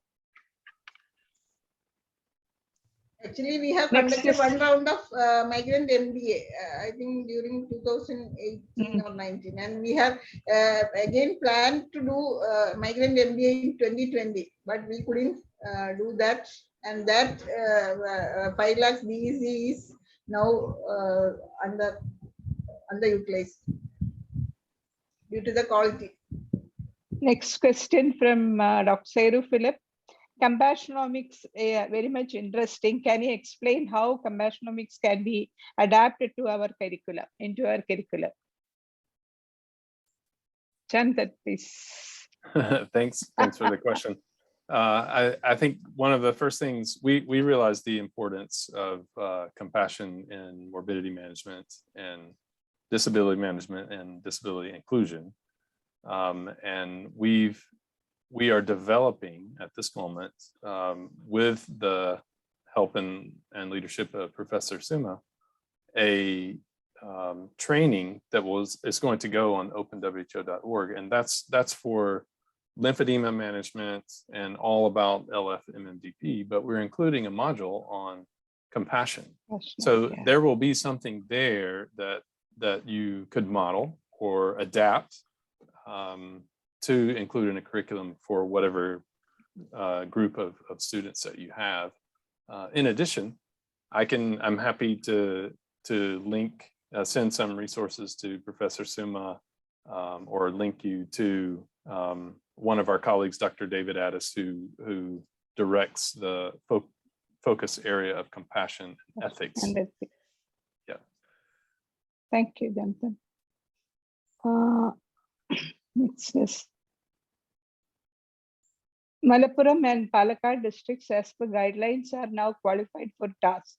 Is it necessary to go for block-wise survey to see whether these districts are qualified for TAS? Meenakshy? No, Dr. Chhavi has to answer. Yeah, I'll answer this first. Please. So as per the revised guidelines, number one, the EU size goes down to 5 lakhs. And I remember one of the PPTs Dr. Meenakshy did give earlier on when we were exploring this, the small IU strategy, was that you did do NPS in smaller sites. Yeah. And more number of sites, as far as I remember. So you have to see whether this fits the surveillance fits into what NCVBDC has suggested. So we have suggested block-wise 2 sites at least to generate data, and then a pre-task using 3 sites. So I think you will have to see how much you fit into the NCVBDC new guidelines, and then take a call accordingly. If it has not been done according to the guidelines, then you will have to redo it block-wise, and then do a pre-task at 3 sites per block. So we would insist on, and then there will be a EU of 5 lakh population. So we would insist that you do go according to guidelines, because it will really improve your confidence about whether your task is going to be cleared or not. So, and you can propose it in your PIP also, because the block level cost norms are also different from the earlier cost norms that were being, and we have already shared it. There was a meeting. If somebody from the program was not part of that meeting, you can get back to us and we can share that cost norms also with you. I couldn't attend it fully. Can you share? I saw one word format, but that was the minutes only. But if the guideline, if you can share, that will be helpful. Yes, we till now we have a presentation, and we have sensitized. We will share the same with you as well. Yeah, thank you. Okay. I think there are no other questions in the chat room. Anybody else? Oh, wait. Anybody else have any questions? I have a question. I think that is about we were talking earlier about the subnational certification. Is it still valid, or what is the status now? Jonathan. That's not a question for me. That's for Dr. Chhavi. from WHO's point of view yeah, that I wanted. When you mentioned that question, and you said you wanted to distinguish between the different targets. So I pulled up a slide. Maybe I can share it. Just quickly, hold on.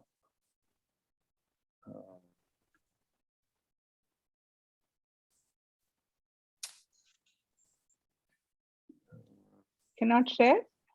Yes, I can share. I'm just looking to see. Hold on. Hold on 1 second.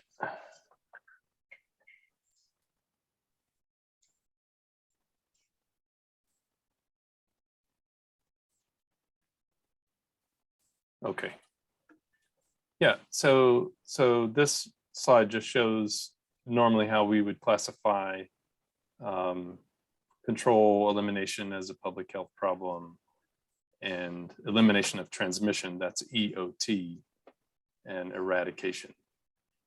So typically, each one of the targets are going to be considered the size, the burden of disease, how the number of cases, how frequent these are.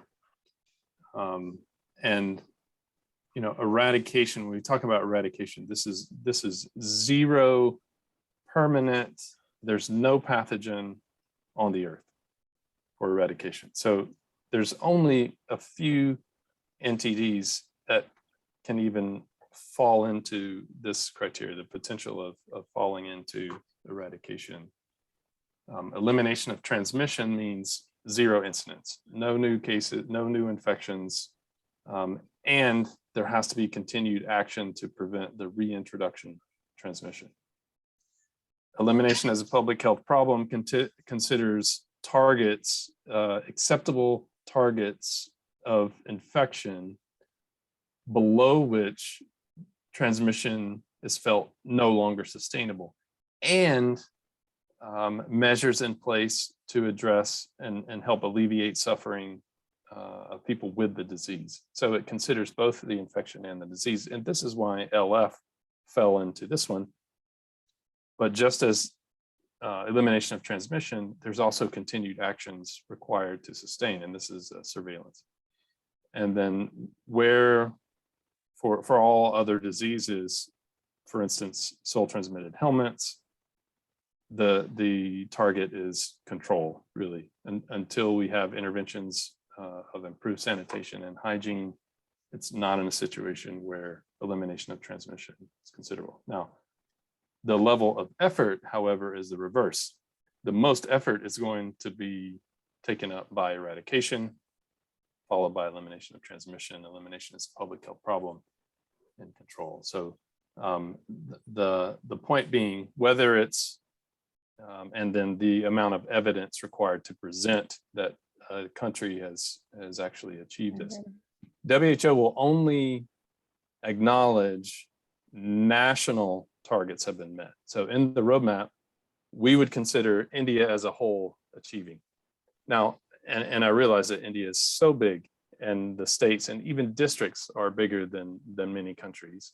However, only at the national level would WHO acknowledge this, but it's up to the national program of whether or not they would like to acknowledge this. And it can be helpful to do so as long as we communicate what is actually being understood. Now, in Sri Lanka, your neighbor had been acknowledged. They've met the criteria for achieving elimination of LF as a public health problem, but it's not the end of the program. It's not the end of the disease. There'll still be people with lymphedema and hydrocele, and we have to encourage the continuation of surveillance that has to be in place, and everyone needs to acknowledge, even if you've acknowledged a subnational area, this is potentially reversible. You can have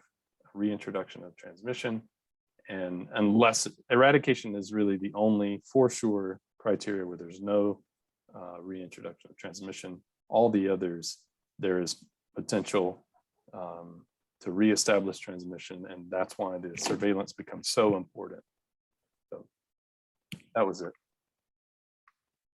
Thank you. And for instance, if for some programs that have achieved elimination of as a public health problem criteria, they could continue on for elimination of transmission, and you would also do that through the evidence generated by surveillance. Hopefully that wasn't confusing and was helpful. I have a question to Dr. Chhavi. Madam, can I have? I'm there. Yeah. Two of our districts, I have already told, Kollam and Kottayam. We have cleared 3 tasks, and also the mobility survey was also conducted in these 2 districts, along with another program, that is the mobility. I want to highlight that point here. We have conducted the mobility survey in these 2 districts, along with the with another program, that is in our state. We have a program named Ashwamedham for detecting early cases of leprosy. So along with that program, we have conducted this mobility survey also in these 2 districts. So both the districts are eligible for a declaration of elimination. What is the next step for that? So there are these national guidelines that have been shared, and if you have not received, we can send them to you. And in these guidelines, all the documents that are required at the district level are mentioned. And there is a incentive of 5 lakhs for every district if the entire, it's a kind of a dossier, or you can say a set of documents on morbidity management, MF surveys over the years that have been done by the program. So, and then it has to be verified by a committee at the district level and then at the state level. So, and you can cost that award in the PIP, and you can declare them as free of LF, but you have to complete the documentation process. Yeah, any verification from your part, apart from our side? Once you, yes, we will try doing it. And once you will furnish the documents to us, verified by the district, verified by the youth, then you send them to us, and we will also take actions accordingly. How can we send it? It is the soft copy or the? So I think you can send the soft, because Gujarat has done it, and there were some queries regarding Gujarat. So we have sent the queries to them. They haven't got back to us, but you can send the digital copies to us. Okay, thank you.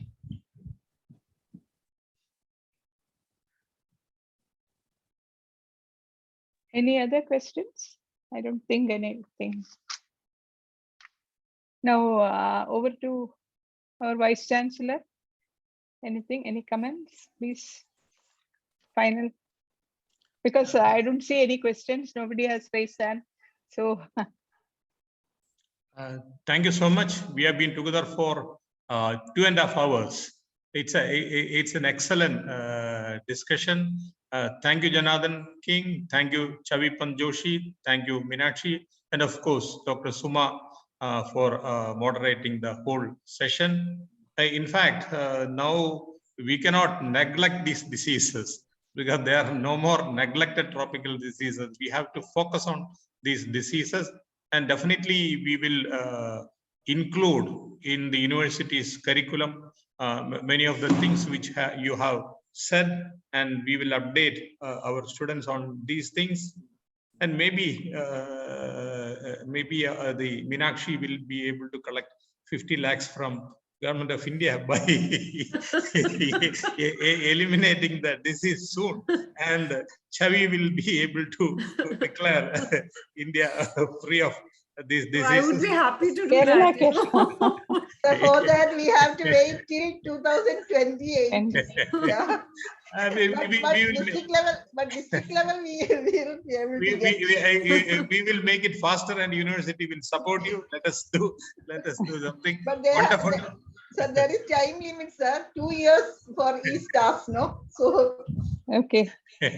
Wonderful. Thank you all. Thank you. Thank you, sir. Thank you. So wait, Thank you, wait, Dr. wait. Suma. Thank you, Dr. Jonathan, Meenakshy. I have to formally say the thanks also. No, I also So thank let you. me thank you, Dr. Jonathan King, because the moment I said about this, he immediately agreed. And there was, I don't know, it's like, I don't know, every leader at that level will go to a subnational level to have a meeting like this, and sitting throughout the meeting, starting from us at 7 o'clock till the end of the meeting. I don't know how I should thank you. It is just profusely thank you for your presence and a wonderful presentation. And as the World NTD Day suggests, that is education and awareness, and how to look at the patients and how you can look at them, and stigma and inclusion is, stigma is reduced and the social inclusion is done. It is a great lesson for all of us. Thank you so much. And next is for Dr. Chhavi Joshi. Yes, it was the very good overview of the whole Indian program, because recently we have not heard such a analysis of the program or full review of a program, and it is very good, and many aspects we have highlighted, and that will be there, especially the attendees who are involved with the, or not directly or even indirectly involved with the different program. That's also a learning lesson. And for Meenakshy, Meenakshy has pointed out all that has happened in Kerala from 1956 in the program of elimination of LF, and also the other activities, and how the districts have been, the Bastek administration and the MMDP survey has been done. Actually, Meenakshy has included in her MMDP slide that 84 clinics were started, but because of the COVID, many of them are not functioning properly. So I would say that we together will find out a revamping program for this. So whether it is training or just the interval training for the already trained people, that we'll be doing it, because that was a great achievement. We can't lose that. So thank you, all the three of us. And thank you, Dr. Mohan Kunnummal, who was gracious enough to be the host of this meeting, so that on the World NTD Day, even though it is on the 31st, we could conduct this session and make the people aware that there are such things exist, and there are programs are going on, and there are elaborate things are being done at the state level and at the national level. And I thank Dr. Mohan Kunnummal and his whole team who have been helpful to me for the writing the brochure, everything, all the steps. His team was also very helpful, and because of you, that this was possible. Thank you, everyone. Thank you, Dr. Suma, for organizing such a lovely, informative program. Thank you. Thank you. Thanks so much. thank you, madam. Thanks. Thank you. Thanks for all that you guys are doing to fight NTDs. Thank you. Thank you. Thank you all. Thank you.